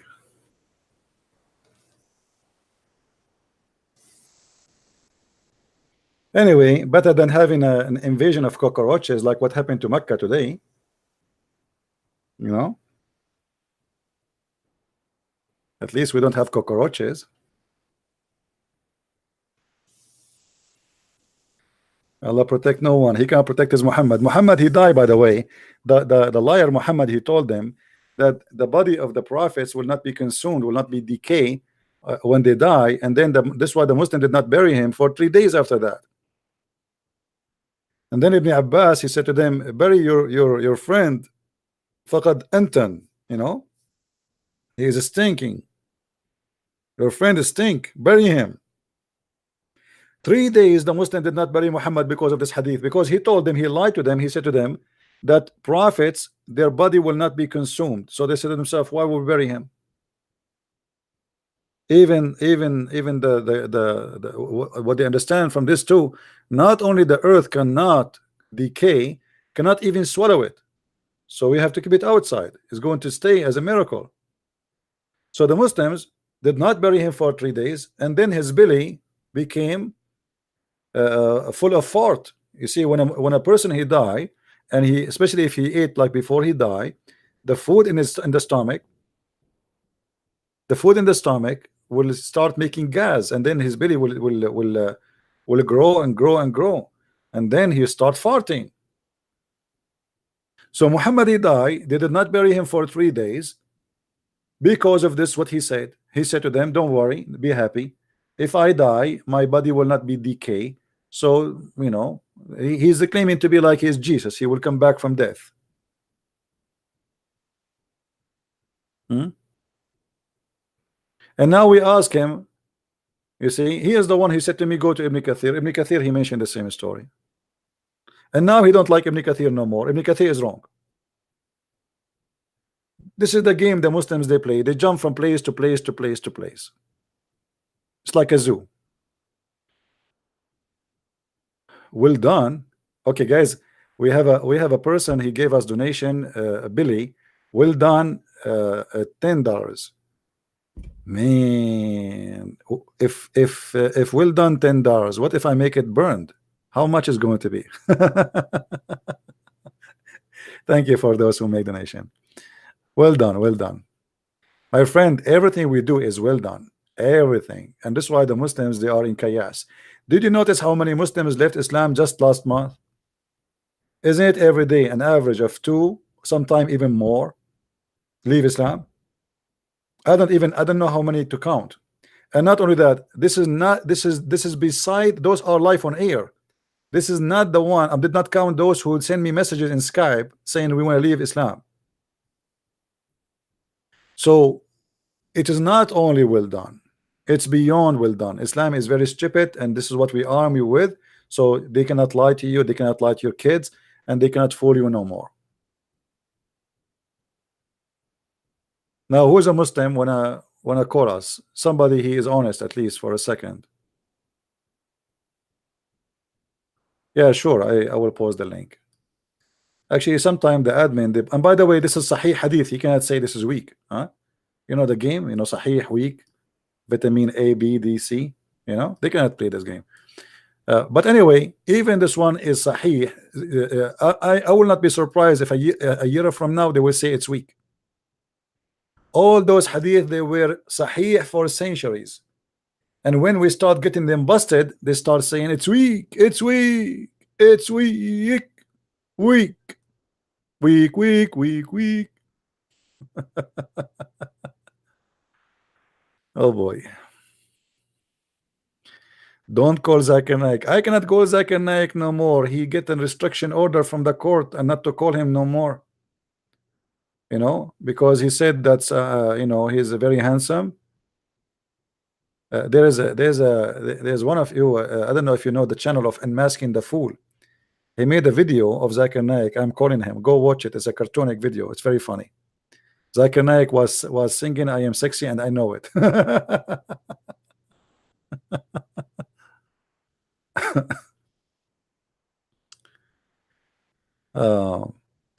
Abrogation verses. Okay, hold on. You see, the Muslims, they have something funny just to cover the madness of the Quran being corrupt. So they say to you, there's verses abrogated by recitation, but not by practice. I mean, what is the wisdom of such a thing? Abrogated by recitation, but not by practice. As long you will practice it, how you can practice something you cannot recite? I mean, shouldn't we have the law so we can follow the law? What is the wisdom if the law is still into existence and you say to me, we abrogate the recitation but not the practice? Simply, all what happened, they do not know the recitation anymore. There is many contradiction. So they decide to leave the recitation and to keep what they are sure from, which is the practice. Otherwise, why you want to say to me, or as an example, this hadith here, the hadith about the goat. Every Muslim knew that the stoning to death verse was in the Quran, and the 10 time breastfeeding for adult was in the Quran. Okay, and now they say to us, look in this hadith, that the 10 time breastfeeding for adult is abrogated by 5 time reading, but 5 time breastfeeding. Where we can find the 5 time?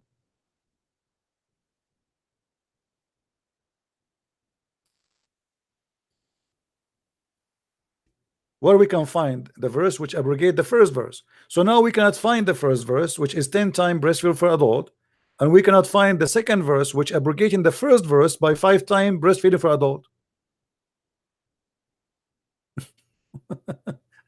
All of this happened because they are trying to explain why we don't have it no more. Simply the answer is there in front of you. The goat ate it.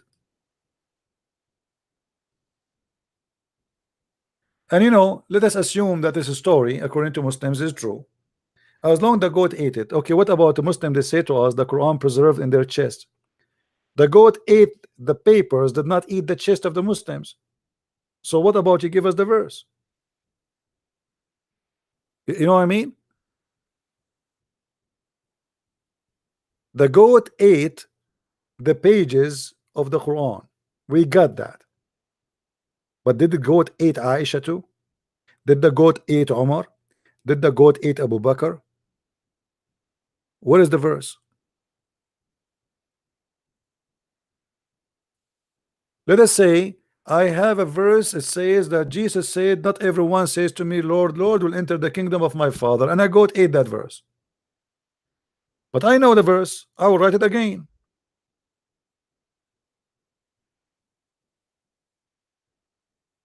Simply, the story of the goat, obviously, is to cover the ass of the Muslims who they are trying to get rid of it. This is a very humiliating verse. The Prophet ordering Muslim women to give their boobs to strangers. By the way, the coming New Year, Islamic New Year, I'm thinking to open a new business. It's called the drive-through boobs suckling for adult. You can put your name in the side if you like to sponsor our project. It's a charity project, charity for the hungry men. You know, a lot of men, they are like to suckle only from boobs of women. You know, they want to remember the days when they used to be children's. We are very conservative people, my friend. We are very conservative. We force our wife to wear a burqa, but you can suck the nipples of my wife. Praise be to Allah. And by the way, there's no milk, because those women, they are not even goats, my friend, they don't have milk always. You have to have a baby. So those women, they are giving their breast to do what? They suckle the nipples only. What they will suck? I want to open a project like this in Las Vegas, but sadly I don't have the money for that. I will bring some beautiful females, you know, imported halal females, and we have like stamped tattoo. It says halal in their boobs, you know, like next to the nipples, around the nipples. Like we want to stamp halal around the nipple, and the men, they drive it through and they start suck it like halal. Next. Brother, what is the price for boobs today? We will put that in the stock market. You know, you can buy stocks, boob stocks. I mean, this will explode the whole stock market idea. Imagine we have like a boobs or nipples stock. The nipples stock is going up today. Breastfeeding for adult, and you are telling me this guy is a prophet?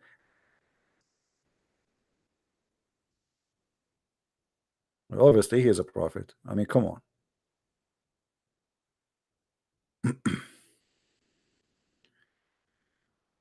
And there is other hadith explain this hadith. Have you ever heard of such a garbage?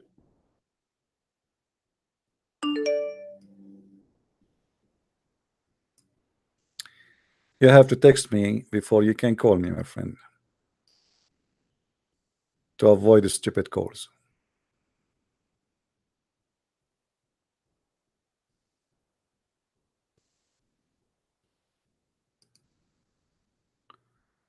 And Abdul, when Muhammad, he ordered the woman to give her boobs to a stranger to suck it,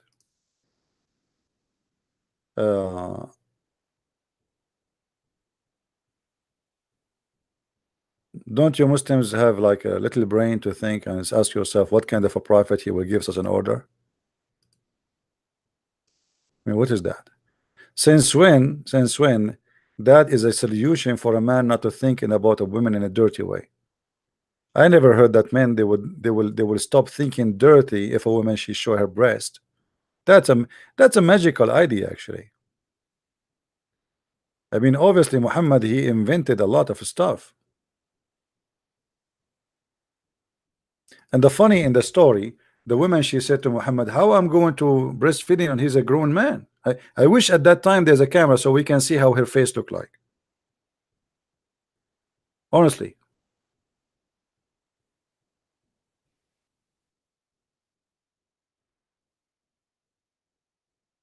Imagine if that time there's live broadcast and Muhammad, he just said to the woman, give him your boob, suckle him.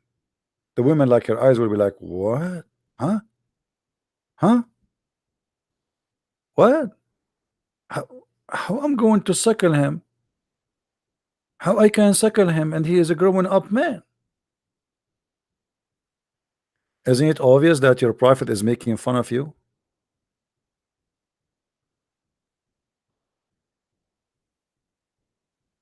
Actually, this is the only way, the only thing I like about Islam, to be honest with you. Sometimes I feel like I want to be Muslim right now, right here. Allah. Okay, Allah. What condition between me and you? Agreement. If I convert to Islam, how many suckling I can do a day? I will go to a Muslim country and I will put a sign. It says, Allah promised me your suckling. And by the way, they are conservative women. They will not shake hands with me. I can only shake their boobs and suckle their boobs. We have to be honest here. Very conservative society. Be careful. Don't break the Sharia law, brother. You cannot shake hands with them. You can shake their boobs. Come on.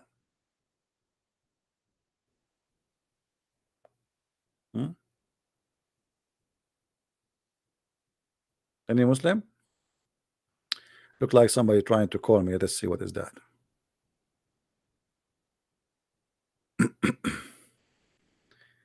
This guy is saying to me, son of muta. A Muslim saying to me, son of muta. Answer. La ilaha illallah Muhammadur Rasulullah. What is that? Do it again, and we will give you two boobs from Mecca. Go ahead. What is that? Why you hang up? Say it again. What is that? Why you hang up? Coward. Potato. Let us see someone else. We block this guy as long as he's a coward. He don't want to talk.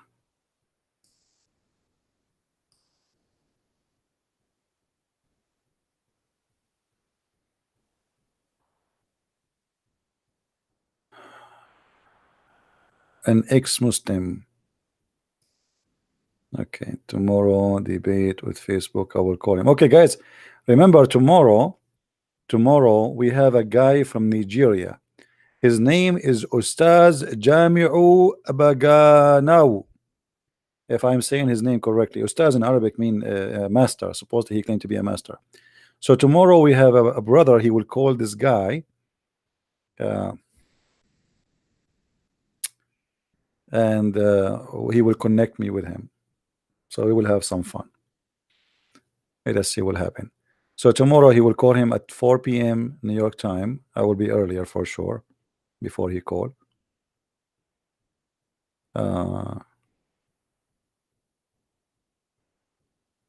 Somebody send me messages, says suck a breast, they are salty. Look like you're an expert, my friend. I have no idea if they are salty. Are they salty?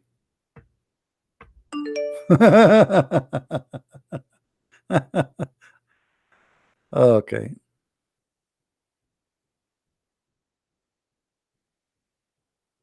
Let us see.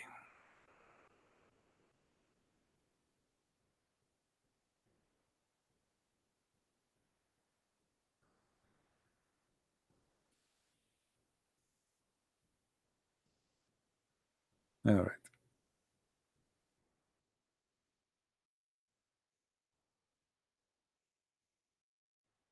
Ask the expert. I'm sure Muhammad, he knew a lot about this.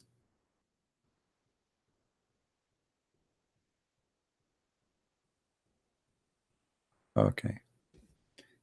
Any Muslim here would like to call us? Mayday, Mayday. Anyone?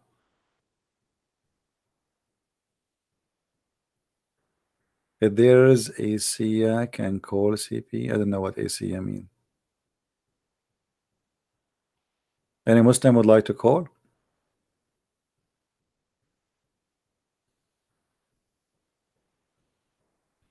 But Muhammad Mustafa is busy now. He is doing suckling.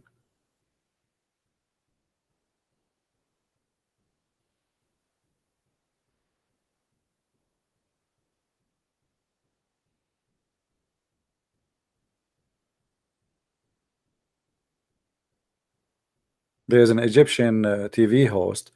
She was talking to the sheikh about this. He said to her, yeah, you have to do it. So she said, are you saying to me that all those men who work with me in the studio, they have to suck my boobs? He said, yes. She said, do you know how many they work here? Oh boy. And the other woman, she asked, what if I'm going in the train? Are you saying to me everybody in the train or airplane have to suck my boobs because before I can stay with them alone? He said, yes. That's amazing. I mean, this is a very fancy religion, man. I mean, why you guys are saying, why you are saying Islam is very aggressive? This is muta. You can rent a woman in the elevator for sex. You give her $10 to take off her panty, if she is wearing panty. You know, if she is wearing panty. Usually they don't. You know, they speak too much about being conservative, but I never saw something conservative in Islam. This is why a Muslim man, by the way, he marry you if he speak to you over Skype twice. The third time he don't care even to marry you, because for them there's no marriage. It's just a contract for sex. Marriage for them is very easy, because this is why divorce is so easy too, because there's no marriage. This is just a contract sex. Halal, do it halal. All the marriage for them is a muta, is a joy for sex. So you wanna, okay, you like her, you will see it after 2 days, especially if you need papers. You know, if you need papers, after 2 minutes he will ask you to marry him.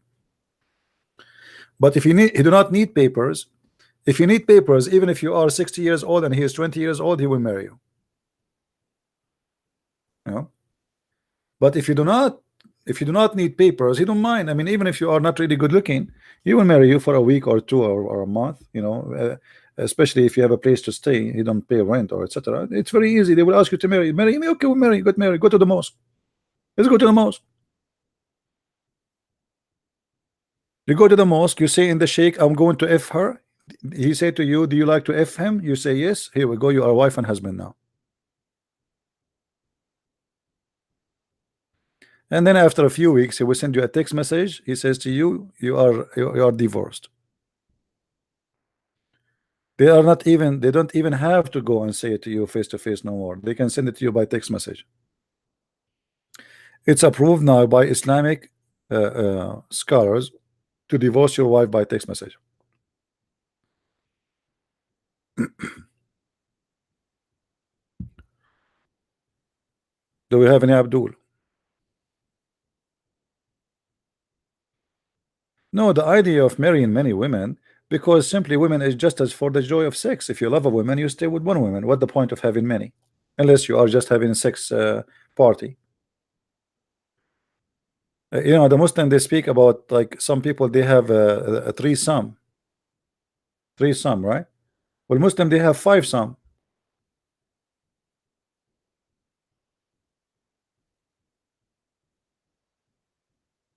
Four wives and 1 man. Muhammad, actually, he used to sleep with all his wives in less than 20 minutes, supposedly, according to Muslims. Let me show you the hadith.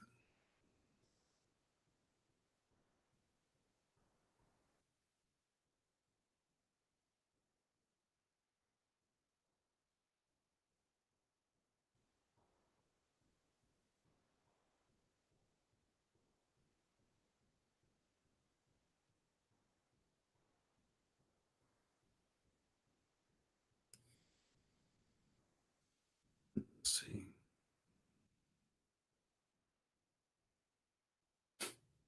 Please be careful and love. We have a hero here. We have a hero who can do bang bang to all his wife by the way, here in the translation it says in 1 hour,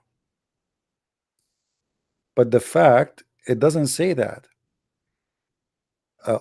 Sa'a in Arabic in the time of Muhammad. Now the word sa'a is equal to 1 hour 60 minutes, but at their time when you say sa'a is between 15 to 20 minutes. So look what it says. The prophet, and here look look how they saying. He says they used to visit all his wives in a round during the day and the night, and they were 11. This is not what it says. He do have sex with them. This is why after that it says how he can do that. They said he was given the power of 30 men. Power of what? Of sex. You know what I mean? This is not about he go around to visit them. He go around to F them in 1 hour, which is equal to 15 to 20 minutes. Sa'a in Arabic at that time is equal to 20 minutes maximum. So the prophet, he used to go around and he F all his wives in less than 20 minutes. In order to do that, they have to be in one room. Because if they are in, let us say here he's saying they are 11 women at that time. So if you want to go around and they are 20 minutes, well, if you take 2 minutes just to move between a house and a house, or a room and a room, then that will not be enough. 20 minutes is gone. The only way to have such a sex party is to have a party, to have 11 women in the bedroom, and Muhammad is having sex with them one after one.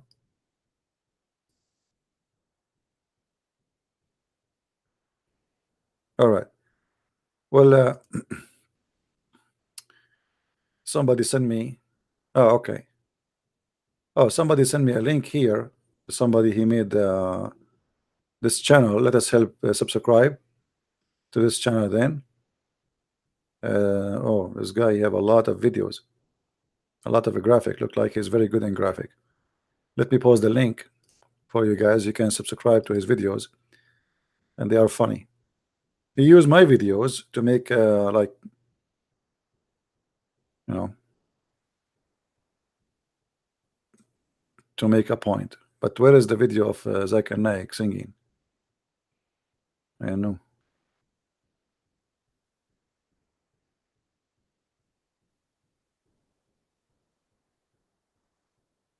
Zakir Naik.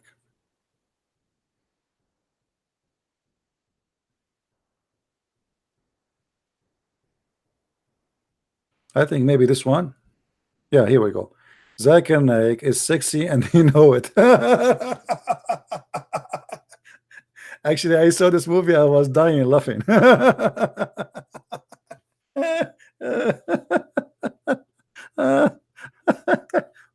Guys, search for the video. Sexy and he know it. Zakir Naik, sexy and he know it. Do you see the video title? Honestly, this guy is very good, because he is very good in graphic. I don't know how he did it. I don't know what software he's using, but you know, it's really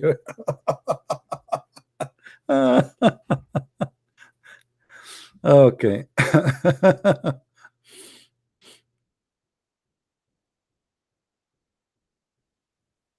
Sexy and he know it. Let us see.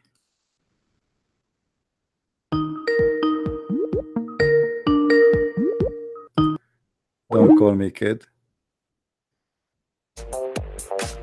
Oh, he's playing music. Yeah, this is why I will not play it here, because there's a music. I don't know if the music you can copy the link. Here we go. I will copy the link and I will share it with you.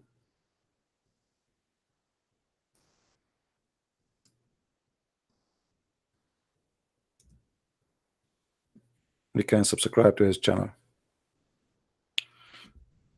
All right, guys, this is a very funny video. Go watch it and have fun before you sleep. I want to say thank you for being here. May the Lord bless you. And tomorrow we are going to have supposedly a debate with the guy. He's called himself Ustaz Sheikh, whatever his name, and from Nigeria. So let us see what will happen tomorrow. I'm sure it's going to be fun. So we will open maybe an hour before the debate. I don't want to call it debate. I mean, this guy obviously do not know anything. He claimed to be a sheikh. Hold on, let me show you his picture. Let me see how this guy, who is this guy? I will search his name.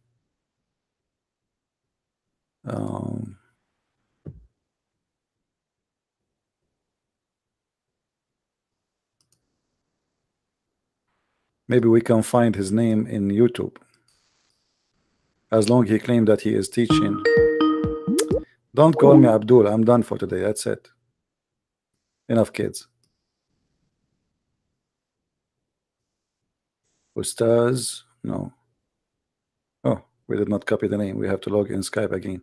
Anyway, tomorrow we will show you. We will show you his because he do live broadcast in YouTube, in Facebook actually. Yeah.